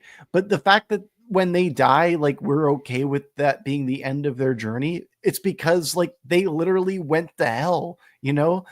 We assume when they've made it to hell, they're done, you know. So any fact of them coming back, you know, Anything like after that's a bonus. exactly, right? And it's just such an interesting way to play on our preconceived notions. And did you catch in the credits, like the witches are chanting Mabel's name? So Oh, Yeah. So again, I feel like Mabel sequel. let's do a Mabel movie, man. Come on, they got the juice from Deadstream and stuff like that. I would watch a Mabel movie. I'll watch another movie from these guys easy. Yeah. they're apparently doing an Amityville film, and like I think I've said this on this podcast, even perhaps it's like there are other houses, you know, like maybe do another house, but at the same time, I just want to see these filmmakers. It's such a work blank again. slate that it's just a house with fucked up shit happening that you can do anything with that. So I'm excited to see creative filmmakers with that, because it's not even a template or thing you have to follow where it's like, oh, if you do a Halloween movie, you expect of like, we need to see Michael Myers do this, we gotta do this, blah, blah, blah, blah. It's Amityville. I mean, I enjoy that, like, you know, the 70s James Brolin like Amityville horror movie, but there's not like parts in it where it's like they better fucking do that in a new Amityville movie. Gotta Like, see that pig with the red eyes, or else I'm walking. yeah. I mean, if they do whatever, some kind of iteration on that, that's cool. But like, you could literally do anything. It's just a fucked up house. There's so many fucked up houses. Just do your own fucked up house. Yeah, but it's a name. It's a name of a fuck. How many fucked up houses do people know by name? You know? Yeah, you didn't like the Bella Thorne one where like it has the guy who played the Joker in Gotham disintegrate into a million pieces? That was a great one. You know, I can't say I've seen it. You know, I haven't seen it's that a shame. one, It got it, you know. The only thing I remember about it is that it got announced, got put on the shelf for like 4 years, and then got a poster that was like an Instagram style poster, like in the format of Instagram, kind of like with a picture and the captions and shit. That was the gimmick for that poster. The only thing I remember about it. That, and I caught my brother watching the ending of it, where the guy just disintegrates into like a billion pieces. Oh my god, that's funny. Yeah, it is. One thing that's interesting to note about Amityville specifically is that they've already done an Amityville horror film with found footage. So it's not even like, yeah, so it's not even like that they're bringing that to the franchise. But was it funny? I haven't seen it, so I can't tell you. Right, someone else can. because they can bring the funny anyway. So tell them back. We all agree. Barn burner. Yeah, fantastic. Definitely in my top 10, top 5. You know, but that's in my top 5. The last couple of my favorite ones have been like the closer. So like I like leaving on a high note. Yeah, I think so. I think that as we mentioned, they definitely knew this was the high note because the poster, as you can see, VHS Goes to Hell, it's all about that. The ending song is also all about going to hell and all of that. So they definitely knew that. I mean, which one are you gonna lead with the marketing? Fucking Gawkers. Gawkers. Come see our movie. We got upskirt shots. You can't convince me that was originally the plan. That Gawkers is originally going to be the ending, and that's what they're going to be. You know, all of those little instances were going to lead us to the ending one, and then they were going to end like that. You know, that is weird to have the like one that we're seeding just be the second to last one. And they saw it like, wait, this sucks, and this one's good. We gotta switch the order up. Yeah, people will be mad if we end on this one. That's 100% what happened. You can't convince me otherwise. You know what? If I were in the producer's chair, you know, you just get rid of the Gawkers full sail. I was like, we keep those army men, but we get rid of the actual Gawkers. You get it. It won't be missed. There's too many segments to begin with, so we got to cut one. Hey, like I don't know, put a Gorgon over the credits. You know, you want to put animators put time into some Gorgon effect, or so they built a Gorgon face thing. You just show it in the credits. I don't know. Or if it's going to be like Gorgeous Vortex from VHS Viral, you know, maybe just put like a QR code at the end, you know, and then maybe people can watch it in the link. And that will last forever. Yes. One thing I will say about VHS in general at this point, you know, just as we've gone through, and Elvis, I think he said it's like almost the midpoint or something, you know, yeah, like, midpoint, yeah. Like The runtime on some of these could be brought down, like an hour and 45, an hour and 50 on some of these. I'm like, you could make these an easy hour 90, and it would probably be a lot more, Yeah, a tight in an 90 is like what unimpeachable. I expect, because when I booted these last couple up and I saw it was like 140, 145, it's like, what are we gaining with that extra time? Like keep it tight. But they need to curate these more just in general overall, because it just feels like, okay, we need like 3 to 4. Wait, we got 5. Okay, good. We got 4. That's okay. That's good. Let's just get them out. Let's get them out. Let's get them out. It kind of feels like they just need to curate. They need to curate. They need to be more considerate about what these kinds of shorts are. Because at this point, I see people like, oh man, everyone always knocking on like the VHS, but they're good every year. And like, I don't know. I don't trust you. You're not a trustworthy person.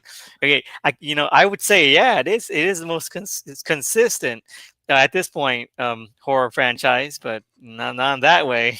It's like Little Caesars. It's hot and ready. Yeah, Is it exactly. good? It's hot and it's ready. Doug, calling VHS the Little Caesars of horror is probably the most accurate. It is pretty accurate because it can be tasty, but also it can be like eating cardboard. Hey, but like sometimes you want Little Caesars. Sometimes sometimes you're like, hey, I need to have Little Caesars right now. All right. So, any last thoughts on 99 before we head on to the second half of this double feature? Yeah, it's got a really strong one. I think there's bits of, like, I didn't want to come off as like being overly hard. I mean, yeah, there's one that I didn't enjoy at all, but like I think there's seeds of like interesting things in a lot of these other ones. I just wish that maybe we had seen those implemented better. Like the Talon back is just set such a high bar that it almost makes the other ones of like, come on, guys, like it's not that hard, right? But like you said, it is hard. Like it does take to be that well considered, and especially for an idea that big, it's ambitious. And I'm not saying that all of them need to be that big with their idea. You could do a smaller idea, but then have it put the thought into it and like fully explore every nook and cranny of that idea that you can, like within means. Definitely. You, Tony, anything before we move on to Deadstream? Yeah, just I guess like the signpost where we are, just in the franchise. I feel like this is kind of middle of the road of what we've gotten so far, because like with VHS 1 and Viral, I like this more than those two films, but then 2 and 94 were better than this. And like I don't think this is like a really terrible VHS entry, and I think it's a step in a better direction. But there are places in the individual shorts where I wish it could have gone further. And then we have the two extremities of having a really good and a really bad short.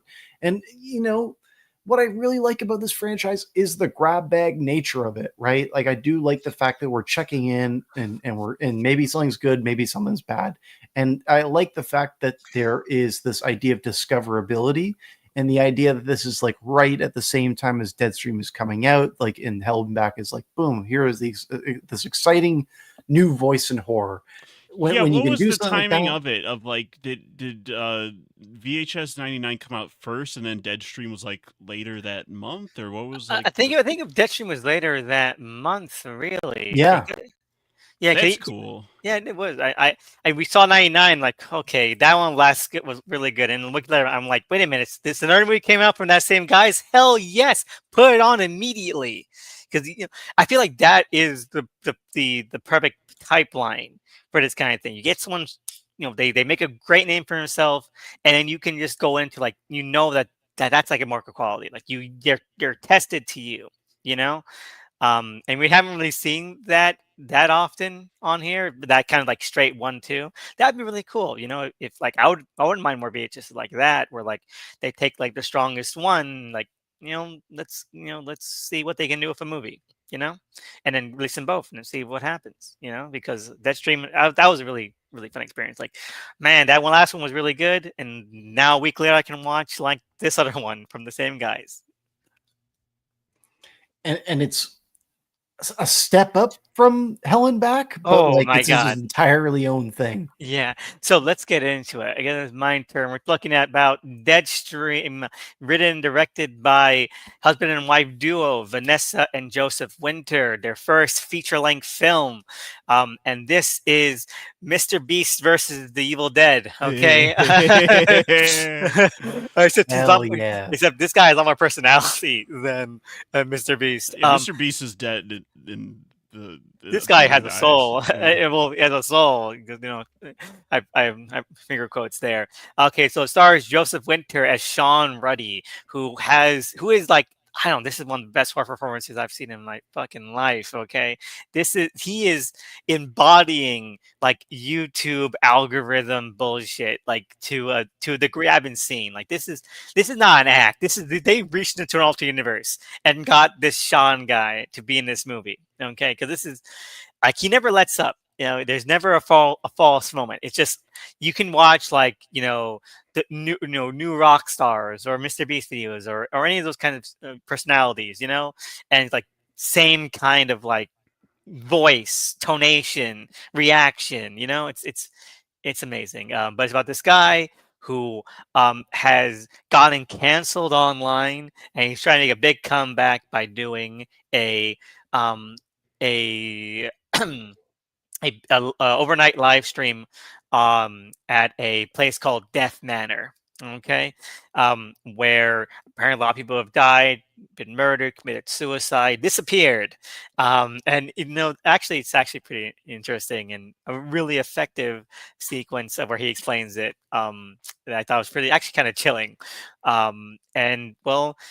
he just has a dumbass YouTube guy. He just disturbs all kinds of stuff, ignores billions of red flags, and ends up on the business end of a huge, huge haunting. And it's amazing. Well, what do you guys think of it? Now let's go in order. You, Tony. Yeah, so I was saying this a bit off mic, but I'll say it for the folks at home. I think this may be like this decade's best answer to Evil Dead that we've gotten and maybe will get. And it's mainly in what it is, right? So like horror comedy, you say that title, right? And there are two different types of horror comedies, right? There are horror films that have jokes in them, right? And then there are horror movies that are funny, right? And Deadstream is a horror movie that is funny. It is not telling you jokes. It is selling you on the reality of this world, and the reality of this world also is so absurd that it happens to be funny at times. And it's the balancing act of this setup as well as the execution that allows for this to exist within both realms. You brought up the invocation of Mr. Beast, right? And I want to get more into this like examination of online celebrity culture, because I think that this film does a great job in the specificities and then gets some things wrong. But there's one person in particular that this reminds me of, this protagonist, Shane Dawson. This feels like somebody who got Oh canceled. my god, I And forgot about Shane Dawson. I would have brought him up. You're totally right. Go ahead. Sorry. and the reason I bring him up is because he's this guy who is known for doing like juvenile things, and then he got canceled, and then he came back, and then what did he do? He kept doing juvenile things, right? And he fizzled out again. He doesn't make videos anymore. And the reason that he's a good comparison here is because our protagonist is somebody who does not learn the mistakes of the inciting incident, and we never really know the full details of the inciting incident, but by the end we know that he is deserving of his fate. I think this is like, and I don't throw this word around lightly, I think this is like true mastery of the horror form. This is like what you want from this exact kind of film, and it's something that decades from now people are going to be talking about again. Like this is just something that people will look back to and go, this was the right kind of balance for this kind of film. And it's remarkable, really. It's one of the best found footage films ever made. I'm a huge fan. Like, I don't want to overgush, but at the same time, Deadstream is a full knockout. Okay. Yeah, I totally agreed. It is like you mentioned, a horror comedy that's horror, that's funny. Like it has gags and set pieces that are over the top, but like the underlying idea is horrific, but it's still able to mine just the absurdity of it, and that's perfectly put. What do you think, Doug? Uh, Deadstream. yeah. I mean, I think you guys could tell from I changed my profile pic to this poster of Deadstream that's specifically evoking Evil Dead. Because I love those movies, and this is totally in that bag. I again, great distinction, Tony, of like between horror movies that are funny and then like horror comedies with jokes, because like there's I like Evil Dead, if you get the right kind of funny like a character that it's fun to see tortured by spirits, then it's gonna be a fun movie. Like you can have different gags with these different spirits, but also I feel like the persona at the center goes a long way. And I mean, yes, over that original trilogy, they definitely reconfigured what Ash was. I mean, that whole franchise plays fast and loose with continuity, and for its priority is making a good movie. I think like that's where the priority should be. But they like hit the gold mine here with Sean. Like this is you no point feel bad for his misery. Like you want to see. If anything, like at least like Ash is a buffoon, but I'm like rooting for him. I'm rooting for Sean in the sense of I want to see how far he can make it. Like if I if I was someone watching this stream, like it's kind of like Yes. that in that way where it's like I'm a viewer, I'm seeing this dumb shit who got in over his head, so I'm like, all right, man, let's see what you can do.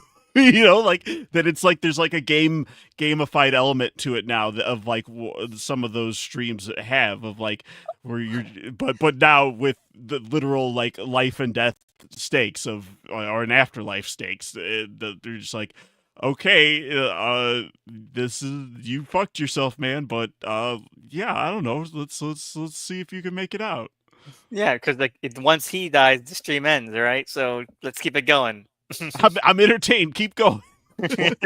Well, we all know the concept of a lol cow, right? Yeah. Like he is fighting desperately against being that, right? And the reality is that nobody is ever canceled, right? It's the matter of like how they try to control the narrative. And just to talk about him as just a flawed character, right? This guy gets canceled. This guy is like, okay, I got to do a next big comeback. And he decides to go to a haunted house, right? Like, how many YouTube videos have we all watched together? Haunted houses are not like, massive view drawing, like events that everybody watches in the millions, right? Like, that is not like the thing that people have their finger on the pulse of. And what's really great about this film is that like he is always succeeding in spite of himself, and it's both like his draw for the viewers and the ghost itself that's propelling him through the narrative. And it's almost like this feedback loop where he's being told to continue forward, and it's the wrong impulse the entire time.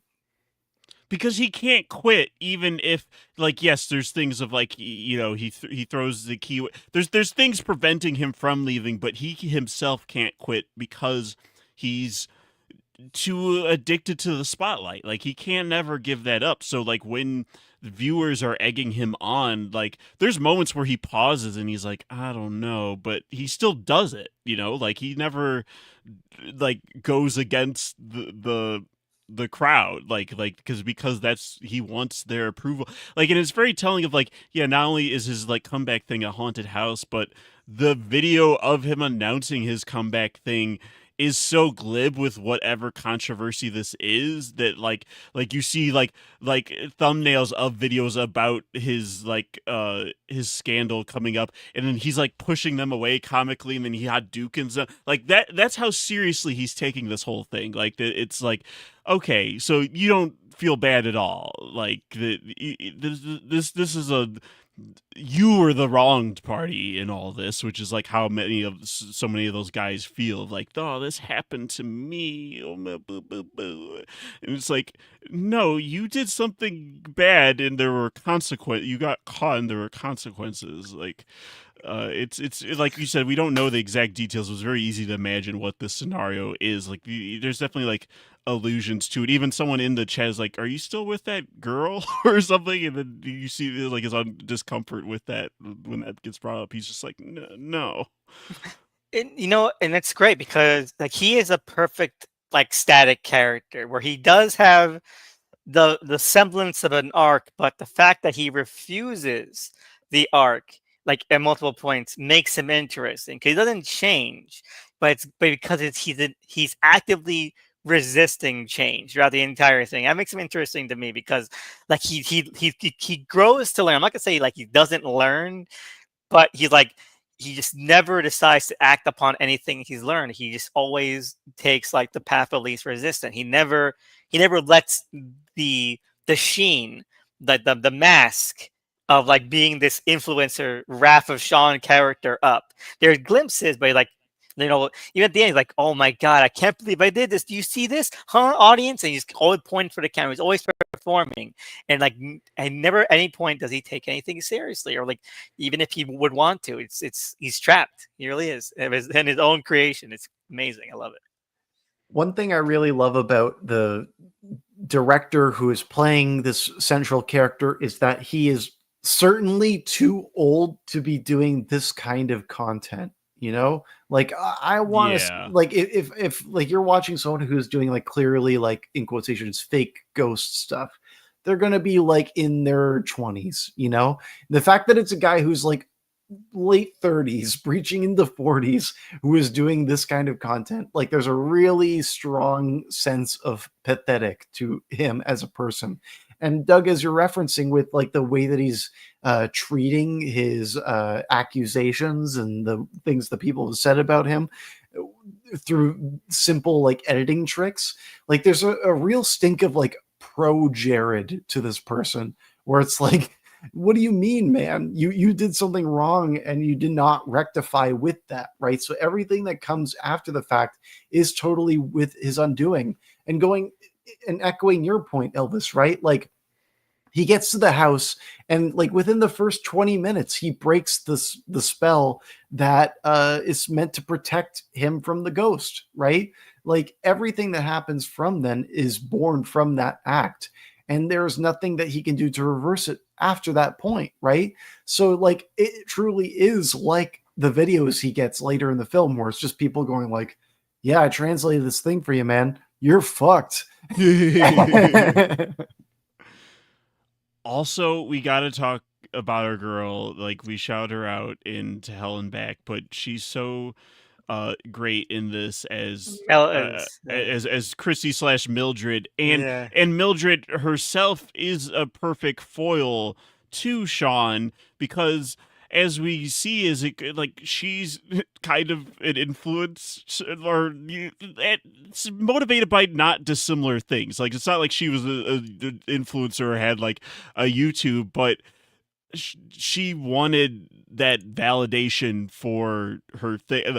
Now, I would say her poems in her pursuits is probably that's more legitimate than whatever the fuck Sean's doing. Like, but it's they're both various art forms, but she's like a ghost influencer. But you're right. There are parallels in that they both don't take the time to evolve. Not so Sean is clearly talented, but I think that's more to the point what Tony was saying is that he why is he making this kind of content? Like he creates his own musical score. He has all these editing tricks. He actually seems like he knows a lot about what he's doing, but it's all in the service of this really juvenile, very mediocre content and idea space, right? And so if he put the time toward anything, he could probably be really successful. Anything else he wanted to do, he could and probably make a good movie like Deadstream if he exactly wanted. right. But also the same with Mildred. Like she clearly has a passion for poetry, but like all of the poems we see from her are very, very stupid. Yeah. And like she and like they both want the easy way out. Sean, he has all this skill, but he's just like, you know what? People want to do big pranks, big stupid things, and he just does it. It's easy. It's low common denominator. It's simple. And Mildred, her backstory like I can't get published. My poems are that good. I'm not going to work on the poems. I'm just going to initially marry a rich guy that can get them independently published for me. Right. They're not. Shortcuts. Yeah, they don't put the work in. They need to. It's all about the instant gratification, especially with Sean, who is a man child who lives at home. And I think that it's important that we've called out like this actress as well as this character as just being like an influencer in their own right, and then also drawing hauntings in general to the profession that many people have. Like all three of us, have presences online. We are all in some degree influencers, right? And at that point, right, like this film is bringing up the question of like, what is an influencer's position but to like haunt other people with their opinions, right?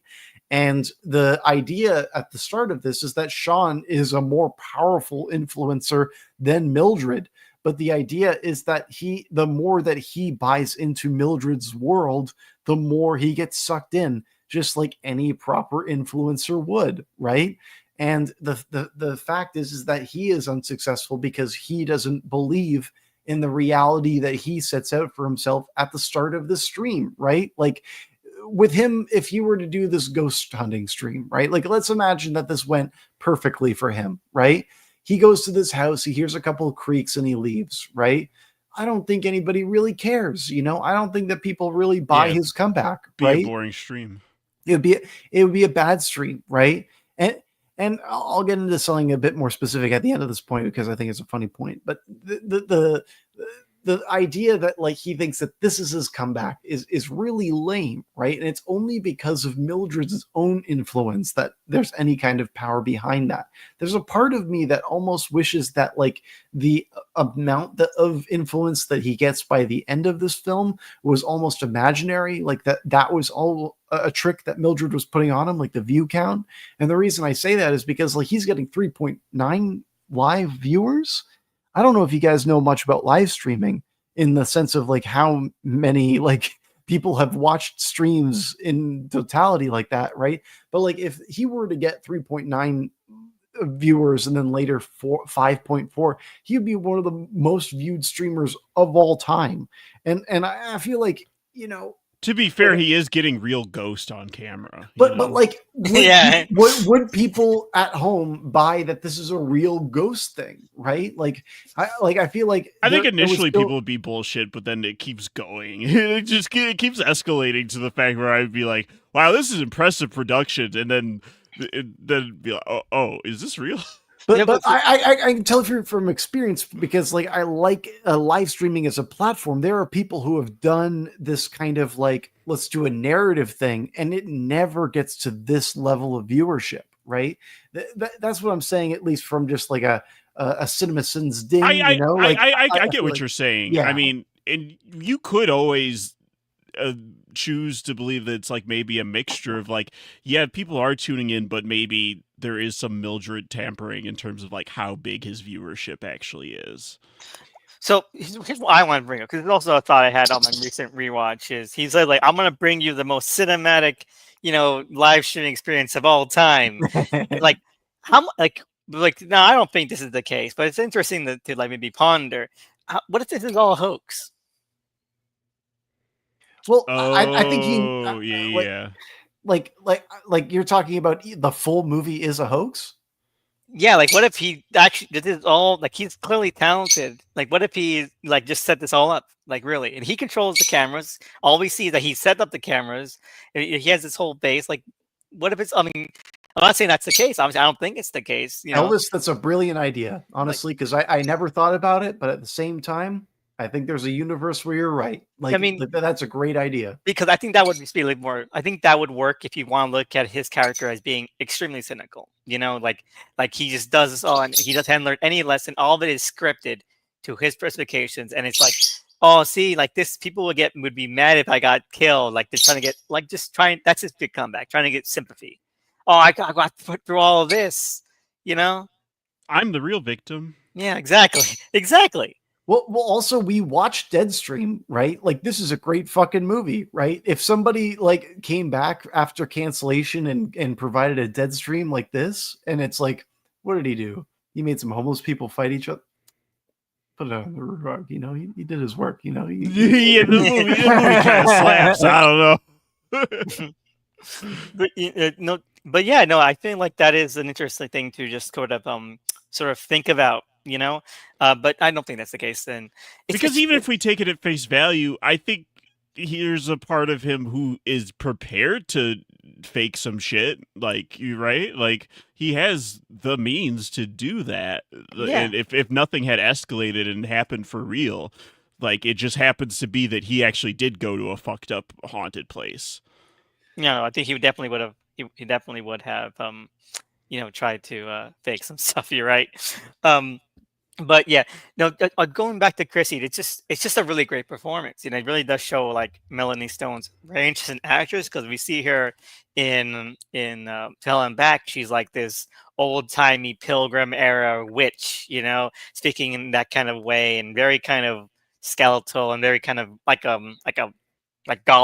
You know, Yeah, and she's then like feral in that. exactly. And in this, when she first appears as Chrissy, like it is like a light switch, you know. And especially when she comes back to Mildred, it kind of switches back and forth, old timey, new, new, new. You know, and it's really she can kind of sell Chrissy enough. Like, yes, she's like from a different time and era, and there are things that are off that kind of are tells about her true nature. But like, you buy that someone could buy it that she shows up of like, yes, this is a modern day girl who's like my fan who stalked me here. Like it, even if the logistics of like, wait, how did you get in here? Like that starts not adding up. But in terms of like just her demeanor and stuff, it's like she's putting on enough of a performance where you can buy of like, oh, okay, yeah, Chrissy, sure, that's fine, that makes sense.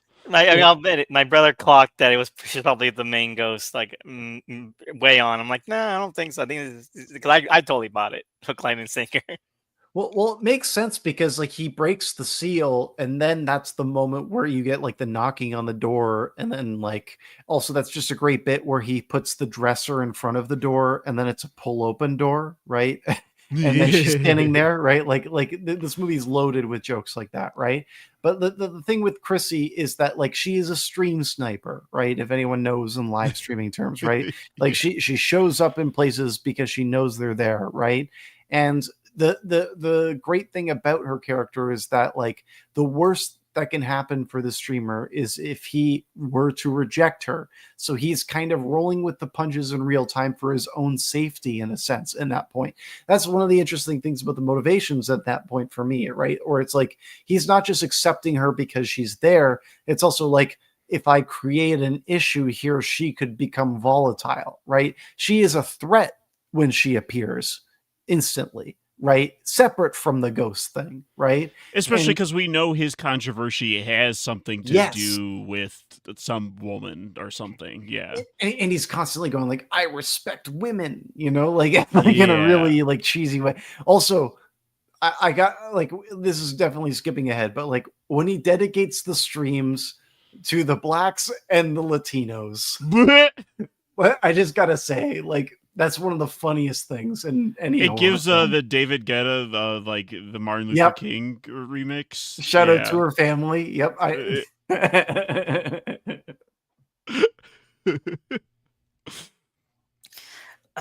Let's see. But yeah, no, I just think that they have just really great chemistry too. Like they have a lot of great bounce back and forth. It's almost a shame when the switch happens because they like he is annoyed and yes, very pensive about her, Tony, because like she is very overbearing and it is very much very stalkery behavior. But the back and forth and the dynamic is really fun. I think that's something that carries forward. Carries from Tell Him Back, because that was a duo as well. They were there, and so this nice to have someone to like bounce off of. And it's, again, once that switch happens, she's still really entertaining when she appears. But like, I think that it does lose just a tiny smidge because there's less of that The dynamic. dynamic's different. Yeah. It just it's kind of like more cat and mouse or spy versus spy rather at that point where they're trying to outdo each other. Also, we've talked about like his refusal of an arc, kind of like where he knows his flaws and he even like apologizes when he's like doing the ritual at the end, but it's still performative. Like he's like, oh, I've been insensitive and the other apology was kind of fake, and there's just been like racism and stuff. Like, I'm sorry, but like he's still. Does he feel sorry for anything? No. Because he's still like at that point, if he was really like a person who was changing, who had made like a decision or emotional kind of pivot, the mask would slip. The mask would be on the floor. But no, he's still performing. He's still doing that voice. He doesn't like even that. Like you can't trust the word he says. He doesn't even know what he's saying. Well, the iPad with all the cameras in the chat breaks like 30 minutes before the ending of this film, right? Like think about that for a second. So like he doesn't even know if he's live for that entire period, and his vocal inflection never changes, right? He like can't stop. Exactly, right? Like whatever persona he has created for the camera has now become him, right? And that is the flaw, right? And that's what makes this film so interesting, is that like he cannot switch that part of himself off, and that's what's on camera at all times. That's why I'm saying it's one of the best found footage films. Like it's smart writing.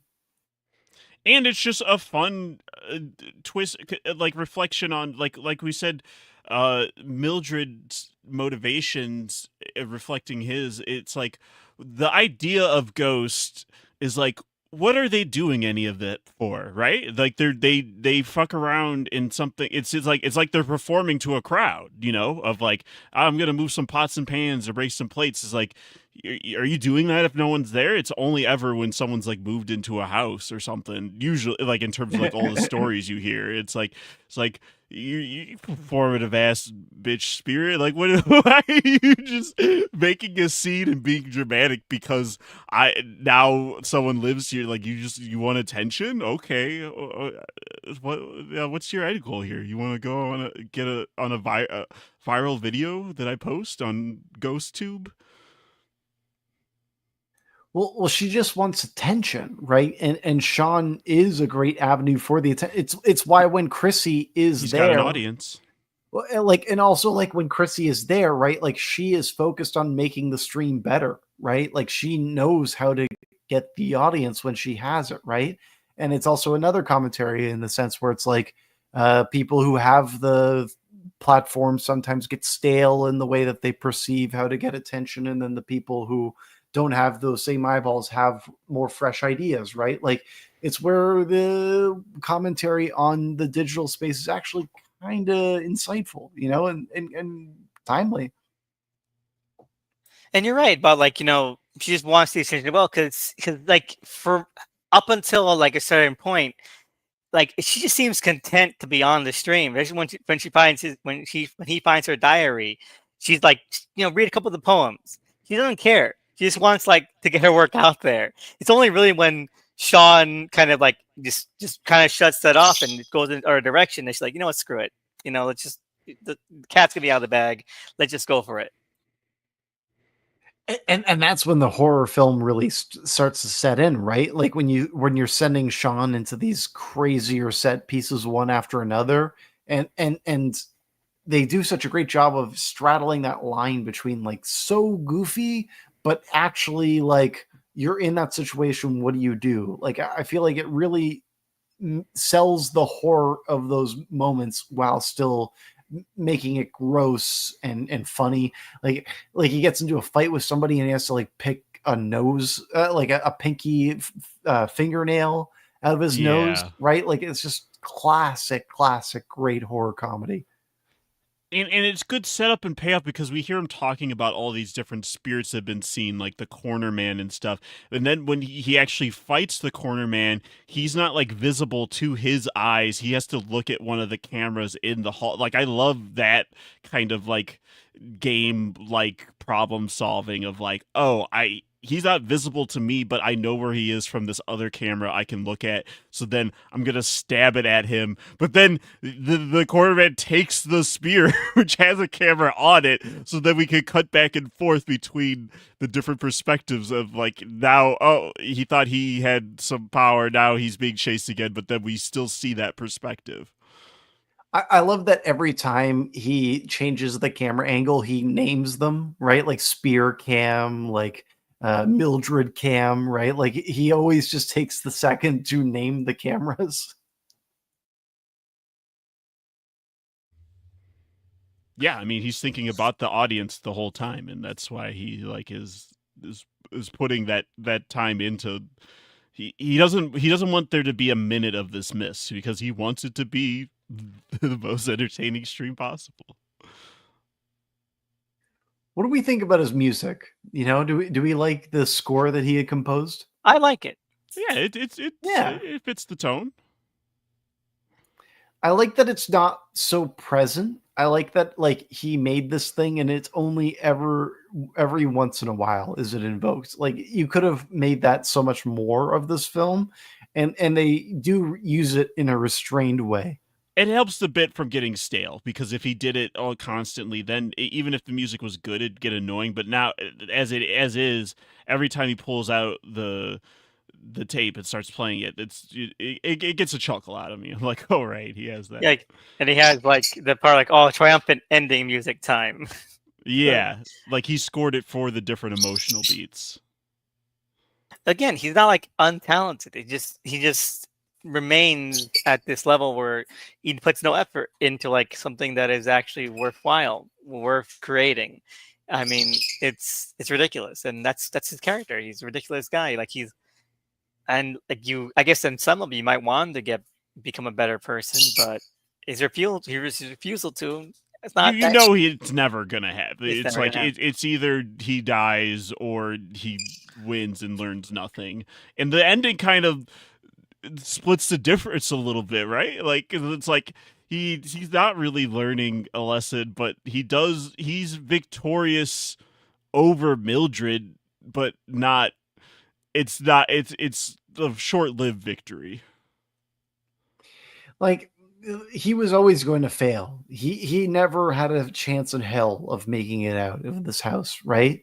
And it's all in his arrogance of trying to escape and trying to control the narrative that A, the comedy works, and B, the horror comes in, right? Like I buy that he thinks that he can do all of these things, but we saw already that he damned himself. He threw the spark plugs away. He put the key down the vent, right? He was in on this, right? And it's the problem of himself for not being fully committed to this bit that he could not follow it through. And to go off what you were saying about Elvis as well, right? Like he has outgrown this content. He has not mentally matured to the point where he understands what he needs to do to come back, in quotations, right? To be a better responsible media creator, influencer. He instead wants to be the center of attention, and that's what he gets. He gets exactly what he wants. It's like one of those "be careful what you wish for" endings. It's like you got it, buddy. You got an audience. For how long? Who knows? Yeah, I mean, because even if he 5.6 million viewers, that would put him in one of the most viewed streams of all time if he did that. and then he dies or goes missing or whatever happens at the end there, but then does he just become another ghost in the house? Like because he's then like the Mildred, right, of the house. And like the thing about that is it's so funny because he's like 2 seconds before he souls the devil. So he's not he's doomed. He's doomed anyway. Even if he's a ghost, Right, like either he's stuck in the house as the new Mildred or he's just going to hell. Yeah.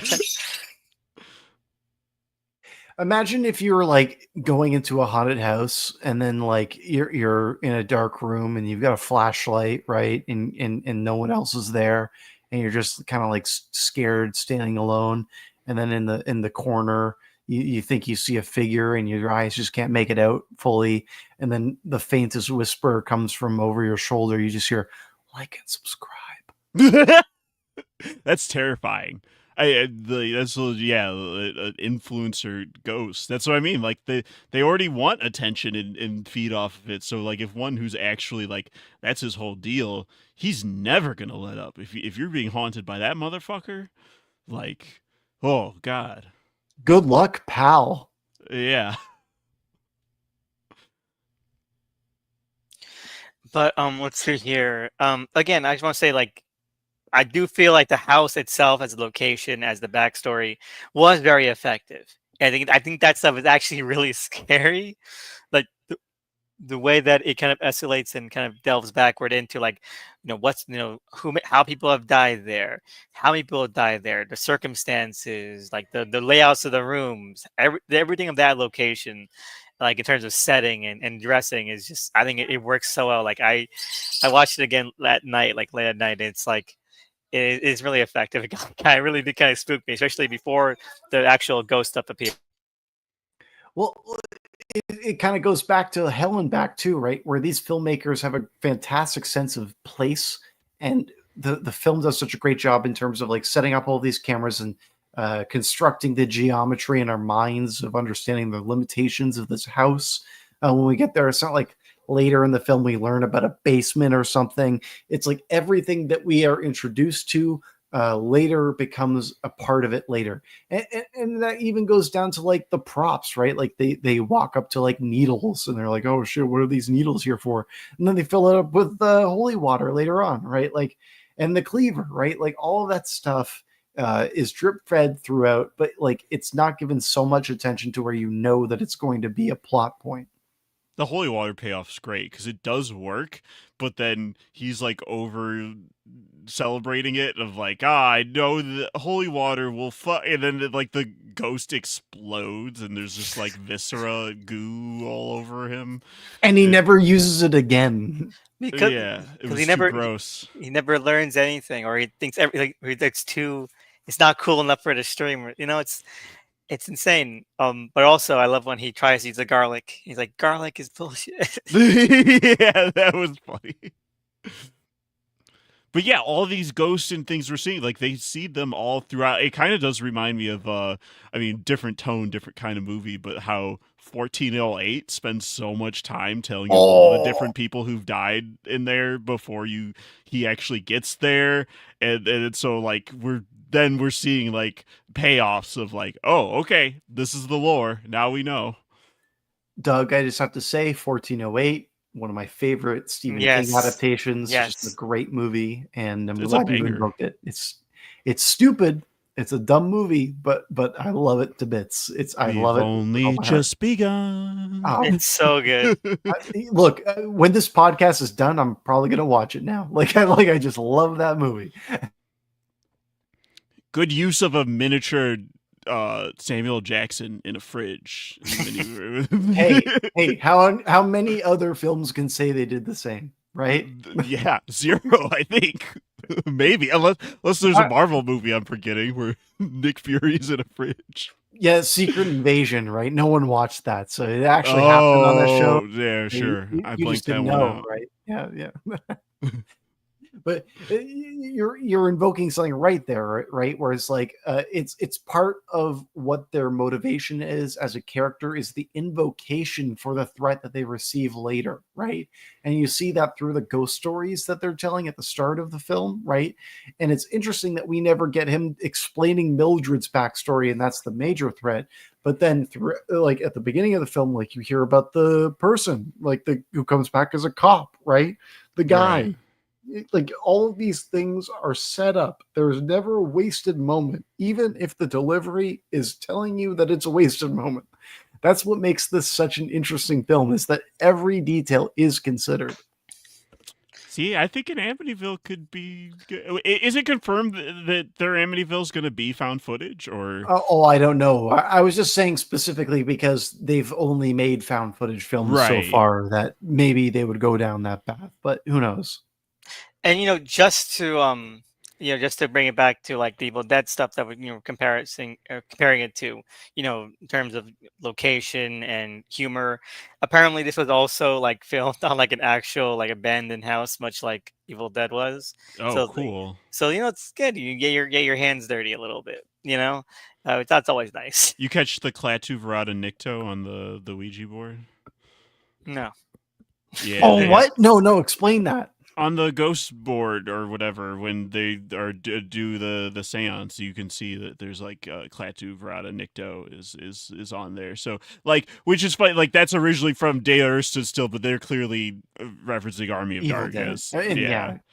Well, to drill into that comparison, because we've invoked it for sure, right? And we've talked about this idea of like horror being funny, right?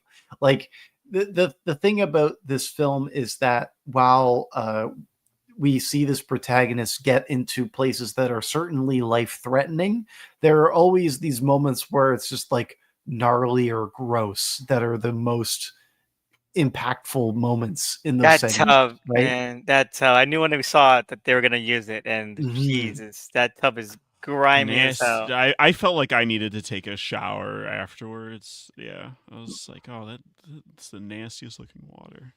My favorite is when you get the whole like window bit, right? Because like there's the whole setup where he finds the rope and he's going to Yeah. tie it to the bed and he's going to jump out, but then like there's a ghost baby in the bed and he like unties himself really quickly only to jump out the window on his own. like it is such a good like bang bang bang bang bang, right? And it's all because of his own stupidity. It's the same way in like Bruce Campbell in Evil Dead, right? Where he's like trying to fight against his own hand and he ends up punching himself in the own face and does a double backflip, right? Like it has that same kind of energy to it. Yeah. See, I hope there's a dumb guy in the Amityville. Like that should It's be a duo. that should be the take of like, what if someone really dumb moved into the Amityville house? Get like two people, duos. They seem to be A really good at dumb writing. couple. Yeah, just the curse, except like it's an actual curse all the entire time. Right. You know what they do? Because they've had the husband on screen for both of these films. Got to bring the wife on. Yes, Yeah, She's only absolutely. just make it the curse, but it's a haunted house. Like they're flipping the haunted Amityville house. That's actually pretty good. And, like you could even then start. Not that it's a franchise where you need the lore, but then you could incorporate like those other Amityville movies, those happened, and that's why they're like up against Renovating the it. wall to flip the house. They're trying to change the entire look, and the house does not like it. Something like that. Knocking down walls and shit. But okay, so again, I do love the audience participation in this. Oh, the comments and stuff The are all comments good. and the videos. I love that there's multiple comments calling Chrissy, and then even Mildred like hot, and that there's still bangers and shit like that. Like Very, very real. very real. I also love again with the little kids like saying, "Hey, I found out that this is like a protection charm, and you destroyed it. But anyway, I love your content, and I'm glad to see you're back." It's this movie has a Bagul scene like in Sinister, but it's from like a fucking 10-year-old child. Like how can you not that's love great, that? and that's great. And also, I love how the old lady who made the charm is like, that guy's fucked because he broke it. But not even trying to tell him how to make a new one. And then he's like, "Oh, she's so boring. I gotta put her on 2 times speed." Like it's just so perfect. Again, he is. If he had grown as a person, he wouldn't even doing this, and he just proves that again and again. Well, like we've talked about so many different canceled people, but it's like the same brain disease that Miranda Sings had, I think her name was, to like come back and do a ukulele apology tour, right? Like that's Oh, the God. same vein of a ghost house apology tour you could take. Like it's just such a bad idea to do a comeback around this, right? And that's what makes all of this so funny to me, because it's like it's totally deserved. It might be too on the nose, but I like that his reference point for he's like, I've always been afraid of ghosts. Like ever since I saw Ghost Day, it's a Bill Cosby movie. Oh, what the fact that you get the poster of Ghost Dad like appearing on screen, that was the most it ever felt like a nostalgia critic episode. It was so good. Again, everything about that intro it had me locked in. Like this is art, man. This is like the best screen life movie ever made. Yeah, because all the bits of like his previous videos, it looks like this kind of dumb bullshit that you would see, like from like even down to isn't one of them like being smuggled across the border or something? Like he's in the back of a car, like trying to be smuggled or something. Mhm. Well, there was something that you guys were saying about like this being a great live stream film, and there are two films I want to bring up in relation to Deadstream, War right? of the Worlds, yeah. Well, I wish. No. Like that's another episode. We'll do another episode on that one. But the thing with this film, I think about two movies, and there's one movie, Dash Cam. Did you guys ever see that one? You brought it up before. I haven't seen it yet. No. I have not seen Dashcam. I have a good idea of what the other one's gonna be. Yeah, I think Doug, you know exactly where I'm going with this, but I'll talk about Dashcam first. But Dashcam was probably like one of the first attempts of doing like a live stream. Here's the chat as well as this thing, right? And the major Oh, it's the same director as host. Yes. But the problem with Dashcam is that it's almost too authentic in the sense that it cast and also based the film around a right-wing chud. So like there's a lot of like specifically right-wing like memes and commentary, all that stuff throughout the film. And that actually makes it a really unpleasant watch, right? But I will say that the Twitch chat that they have going throughout it, you know, maybe in that film it would be more accurate to say kick chat, you know, is very accurate. But the other film, and I would say the film that does it the best, is Spree. Spree has Yeah. the best like moment to moment. Here are the things that are clearly written by the writer, but are sold in the moment. This movie does like great like these chat messages are the one that they need to see, and those chat messages are really well done, and all of the other ones are just kind of passable. I think that Spree does the best job where it's like you need to like pause the frame and read all of them. And the best part is barely anyone's watching for a good chunk of Spree. Like he's doing crazy shit and he's not getting like good views. It is insane. Until he hijacks someone else's stream, you know, like but he has to steal the viewers. But in terms of he's not earning it through like he thinks that this is like he's solved it. He's figured out the formula for engagement. It's like I guess your idea sucks because it's not no one's buying it.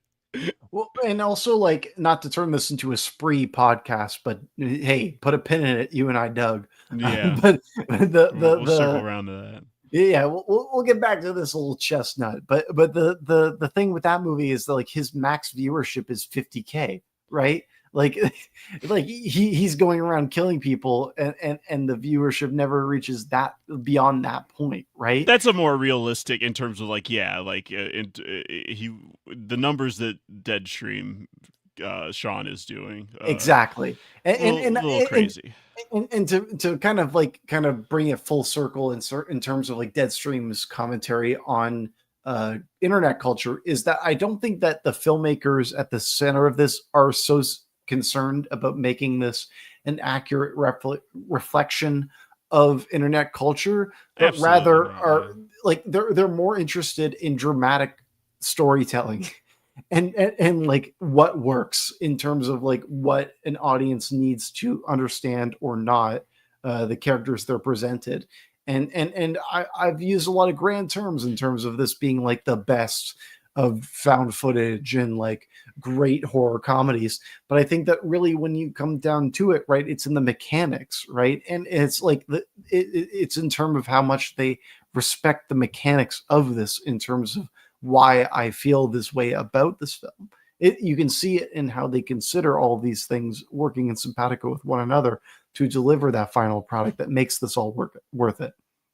By default, is it the best Shudder movie? I still haven't seen In a Violent Nature. It Oh, probably I'm is. yeah. Here's the thing. I love In a Violent Nature, but I think that Deadstream might be like I have to look at a list because like I also really like Watcher that was brought up on a previous episode. Oh, Like that's a Shudder movie. Yeah, Watcher's really yeah, good. Host, what I just mentioned, that's also yeah. one. You know what? Like I'll look back when I'm on mute Shudder further and bring up some exclusives. Ooh, others. there's a lot of exclusives. So I think Ash was an exclusive too, apparently. Yes, I think you're right. All right, so there's a lot. I mean, it's definitely up there. It's definitely up there. Oh, Possessor at one point was it like so? We got to find out a better way of doing this because Possessor was apparently an exclusive too. Okay, Colleen Follier's first film, Revenge, was a Shudder original, and that's a really good film. If you guys haven't seen that one, I still got to see that one. all right, here's one's only originals, not ones that they bought. All right, only originals. Yeah, Revenge. Yeah, you're right. That was a really good one. We just do all of these. Blood Quantum was also really fun. Blood Quantum. Oh, Jeff Barnaby. Jeff Barnaby is I would say like as a Canadian, I have to rep him. He's a really good filmmaker. That was good. One Cut of the Dead. No, that has to be an acquisition. They didn't actually produce that. No, I'm not seeing that one on the originals list. Okay. I think you're right, Doug. It's an acquisition for that one. What about Speak No Evil? Was that from them or was that an acquisition? That one says that one's on the original list. Oh, if Speak No Evil is an original, I would probably say Speak No Evil might be the best. Yeah, the remake. I agree. Well, I still have to see the remake. I love it, man. I love the remake. I heard it's funny. It's funny. It goes way funny. Yeah, it's like basically just like a parody of the original idea. It's like the Death Note movie, you know? Okay. But like I love the original so much because of how straight it's played, and it's playing into like such conservative fears, like classic horror movies do. You know, like Mad God's also Shudder. That's yeah. He finished it up with Shudder, but right. I mean, he had been working on that for like decades. Yeah. But Speaking of Evil was really funny. Anyway, back to Deadstream while we're looking up movies from Shudder. Yeah, I was like, oh, there's a lot of these I haven't seen. Again, I just love the entire packaging of it. And I also I love how the comments are very true to life. We mentioned how hot they found Melanie Stone. Kudos. But and they're also always egging him on because they want a better stream. That's what the people want. At the end, when he thought to die, all the girls were like, "Oh well, I'm glad. Thanks for the stream or great stream." Yeah. Like I'm glad I stayed, but see you, Sean. Too bad about that, but thanks. Glad I see. Yeah. Well, they don't really care about him. They just care about the ride, right? Exactly. And like when it comes us. to, well, yeah, exactly. But my favorite comment was at the beginning. I was like, "Oh, that's a pretty nice pun." It's livid, but it's like live vid as well. And one of the last comments in the movie is like, "I just realized that livid is a pun." Is one of the comments. That's funny. Yeah, I always love it when like a movie makes a fake interface, right? And how accurate it is to things that we may know in the real world, right? Like you don't have to take that extra step. Spree also does this as well. I feel like this movie does a great job in terms of making its own user interface, and you're buying it when you're seeing it. Agree. So, anything else about Deadstream? Great movie. I mean, if someone's listened to this whole thing and never watched it, I don't know what you're doing. Go watch it. Watch it immediately. It's fantastic. I'm gonna watch it again. I like it that much. I watched it the other day, and for this, and I might rewatch it because it's just fun. It's a fun ride. If you like the Evil Dead movies, you like Return of the Living Dead films, you like all those kinds of ones where there's horrific things happening, but the shock of it is what's funny, and the reactions to those things are what's funny. Then go ahead, man. This is a wild ride. I love it.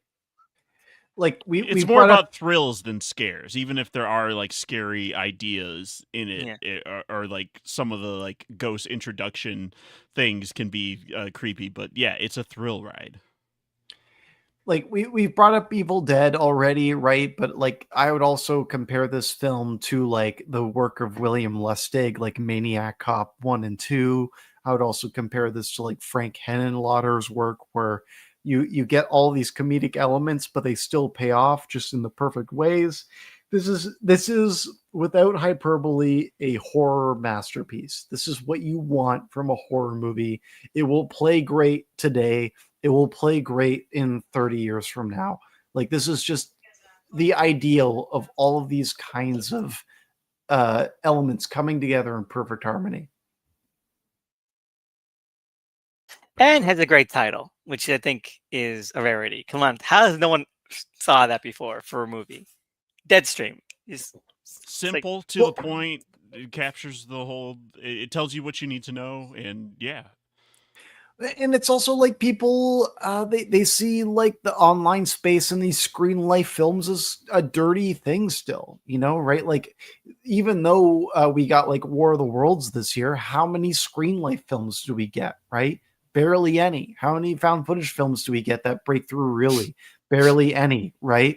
Like the accuracy in which people can comment upon the world, that's what makes this format an untapped potential in terms of a storytelling you know, technique. I'm gonna say this, and it's gonna be like that meme from Mad Men where like the quote from Mad Men where Pete's like, direct marketing. I came up with that. Now obviously it already existed, but I came at it independently. yeah. I have the exact same experience with Screen Life movies. Okay, because when I was 12, and mind you, this was in 2007 or something like that. I came up with the exact idea. Like, what if we could just record what's on like our phone or like on like the video on like the webcam or like the screen, and that's like the movie. We're seeing stuff and stuff like that, and like I just oh man, like I feel like if I had done it, if I had gone around to finding it, things would be totally different now. I also had a similar idea. Okay, and like a couple years later, it was like 18 or something, right? That's when Snapchat was big and booming. I'm like, what if, right, you had like a Snapchat account that was shared with like a couple, like dozens of people that had, that could post to it, right? And then you sold access to like viewing it as like tickets, and then they each kind of Oh. posted like their own pre kind of filmed or like maybe even live filmed aspects, and then that became the narrative. Like, No one's really done the Snapchat movie. yeah, I think that'd be really cool because you could actually film it like that, where like everyone like posts like the individual parts to it, and it's like an actual feed, and you could have it archived on Snapchat, and people can view it that way.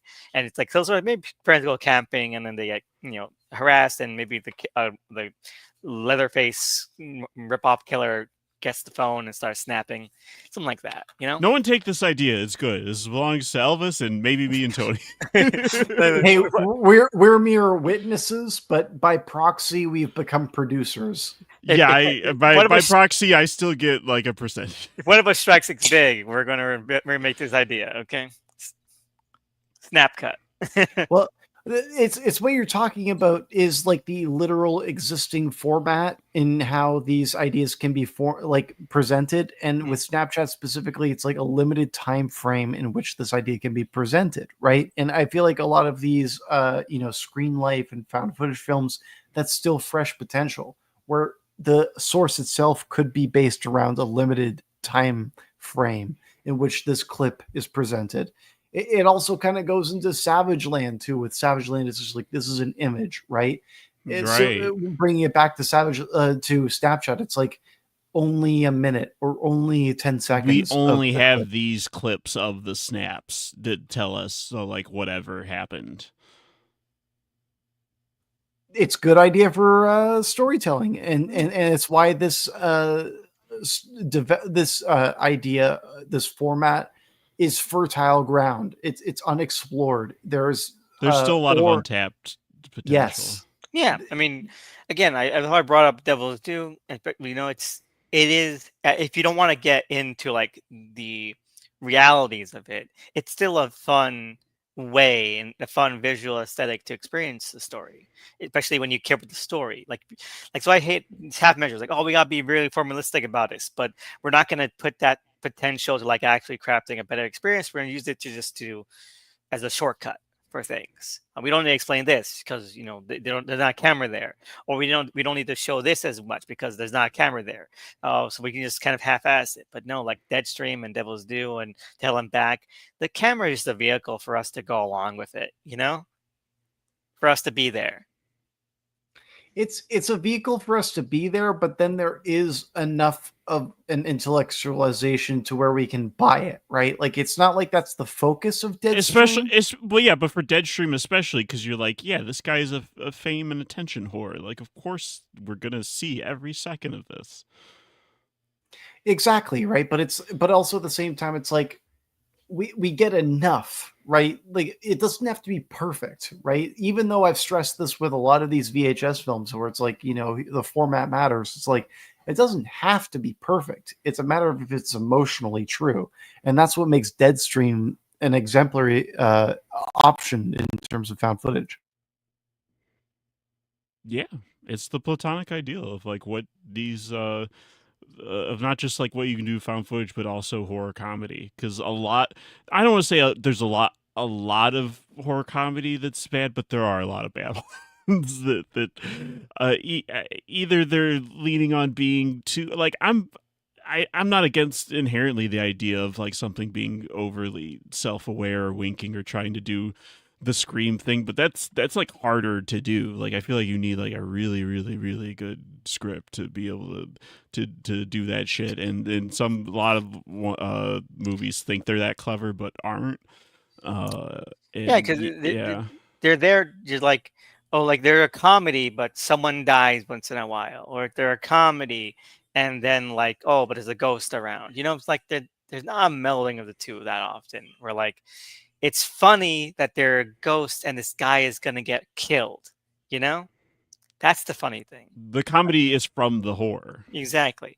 It's like no, like oh, it's like a rom com, but like there's a killer, or there's it's like a possession movie, but you know, there's other subplots that do the fun. No, you gotta meld it in, you know.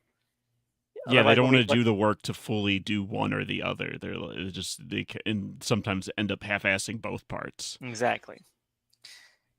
Looking at you, hard eyes. I still never I saw still it. haven't seen. Yeah, People talked about that like that was good, and then I never I mean, saw it. I didn't hate it, but it's like it's half of a fully fleshed out rom com. It's half of a anything slasher.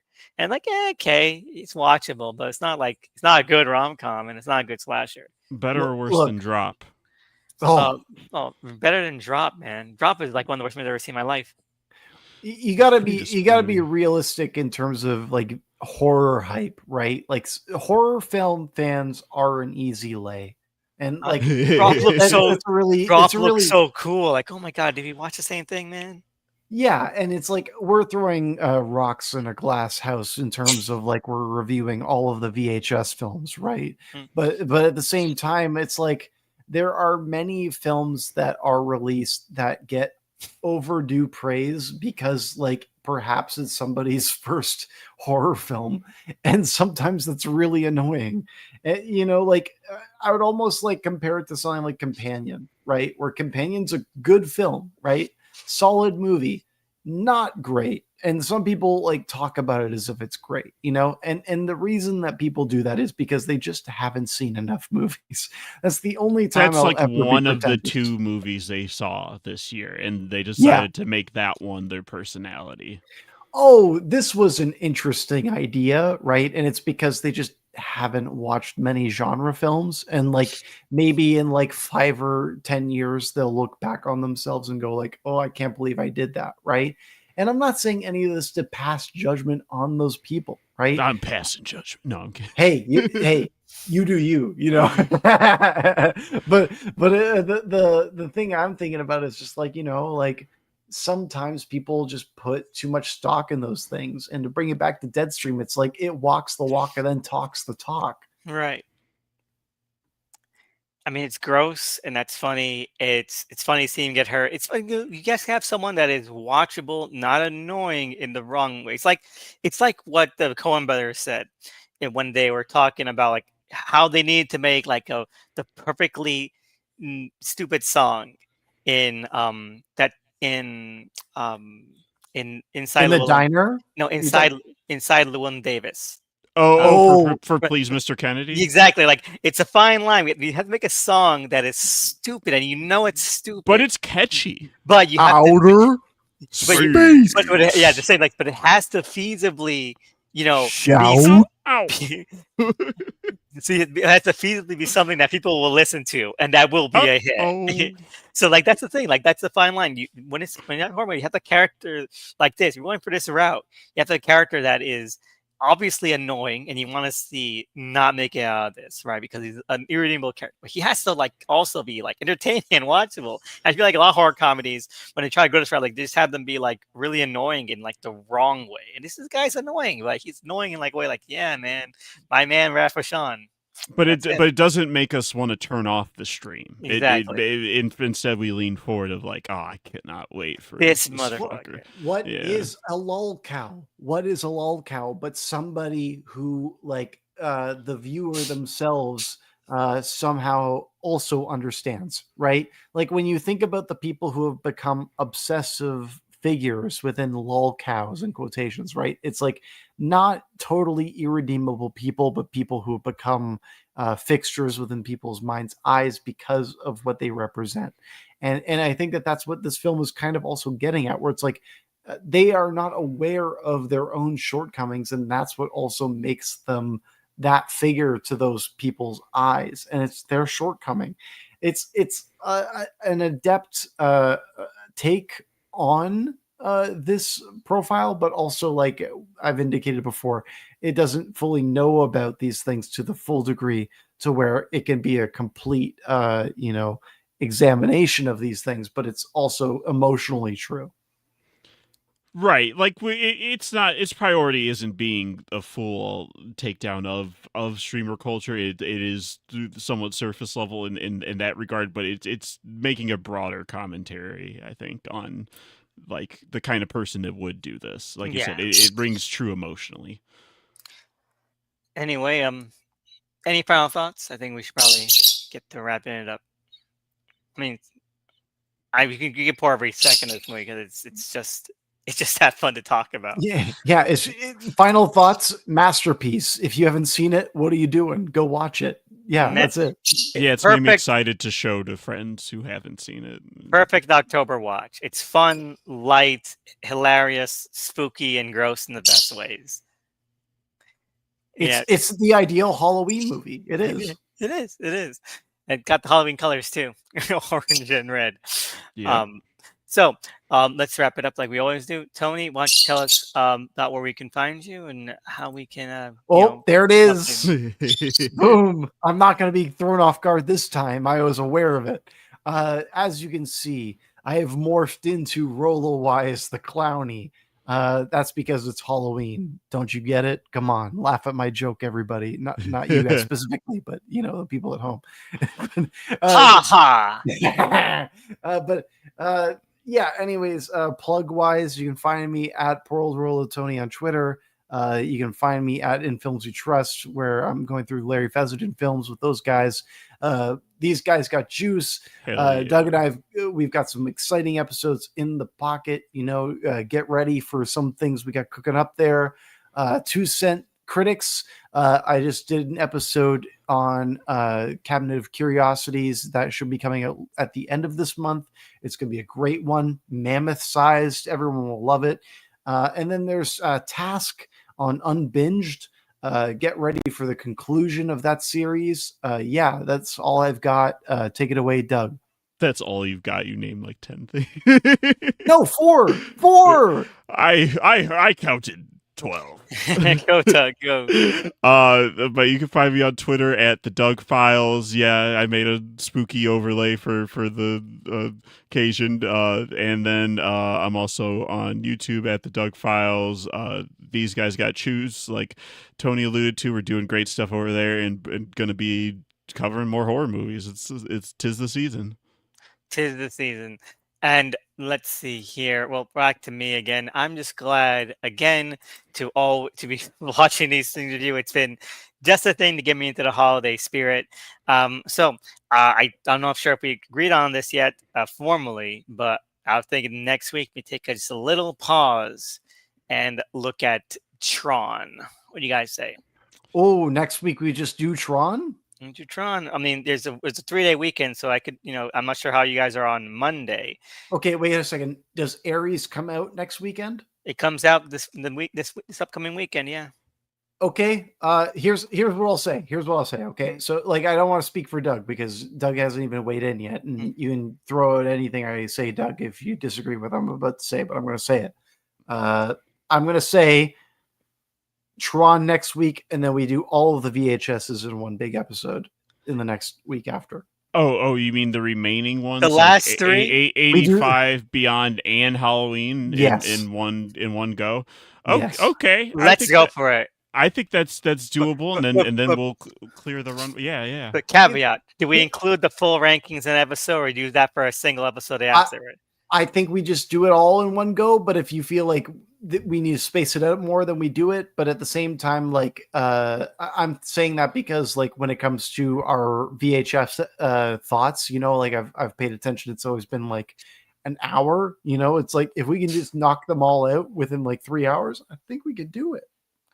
Okay, I think that's doable. All right, so we do all three, and then we see how long it takes us to get through our list. Because I have like they're gonna be like 80 segments when it's all said and done, isn't it? Well, like, are we gonna like debate each of our positions? We'll see what happens because I think something. There probably just will organically be heated reactions to. Sure. My top 10 is pretty all over the place. I'm sure all of us are going to have our own takes on like what are the best and what are the worst, right? But like I'm also of the opinion where it's like I like the chips land where they lie, like I'm not gonna, like if somebody else feels a different way, I'm not gonna go like fuck you, like. But at the same time, fighting words. So we're gonna look at how that lays then, okay? Because I think we can definitely do it. All right, yeah. Let's do the piece of shit Aries next week. Well, we're gonna look at all three of them. Okay. Okay. So I can watch some good Tron and then palate cleanse it with a garbage juice. Hey, it might be good. We don't know. It could turn out good. Hey, if Tron Ares is good, I'll be a monkey's uncle. I'm busting that one out. I was gonna say, when's the last time I've seen a good Jared Leto movie that like wasn't directed by David Fincher? Like maybe House of Gucci. Did you ever see that one? Okay, he is kind of good in Gucci. It's not unfortunate. That movie's not a masterpiece or anything, but he fully sells the pathetic. I feel like that character. I feel like that's the only time I've seen him act. Because other times I gotta be a cool guy, and like, no, he's not. You're not a cool guy. It's like the only time you've ever been entertaining in like the last 20 years. Here's a trap card Yu-Gi-Oh style that I have turned. I was at TIFF when Dallas Buyers Club premiered, and I watched from start to finish the rise of Jared Leto as a serious actor in that sense, Right. So like I've seen it all from a firsthand perspective in that perspective, right? But I gotta say, not deserved. Jared Leto's the biggest hack in method acting history. He's given it a bad name. And if nothing else for a Tron retrospective, I would be really excited to just shit talk Jared Leto for like at least an hour. I heard he went method. He really digitized himself in this Good. one. He turned himself into a .mkv. Anyway, so that's coming up next, dear listeners. Next week, a little respite for Tron. Adagio for Tron, if you would say. Anyway, thank you and have a great one. See ya. Goodbye.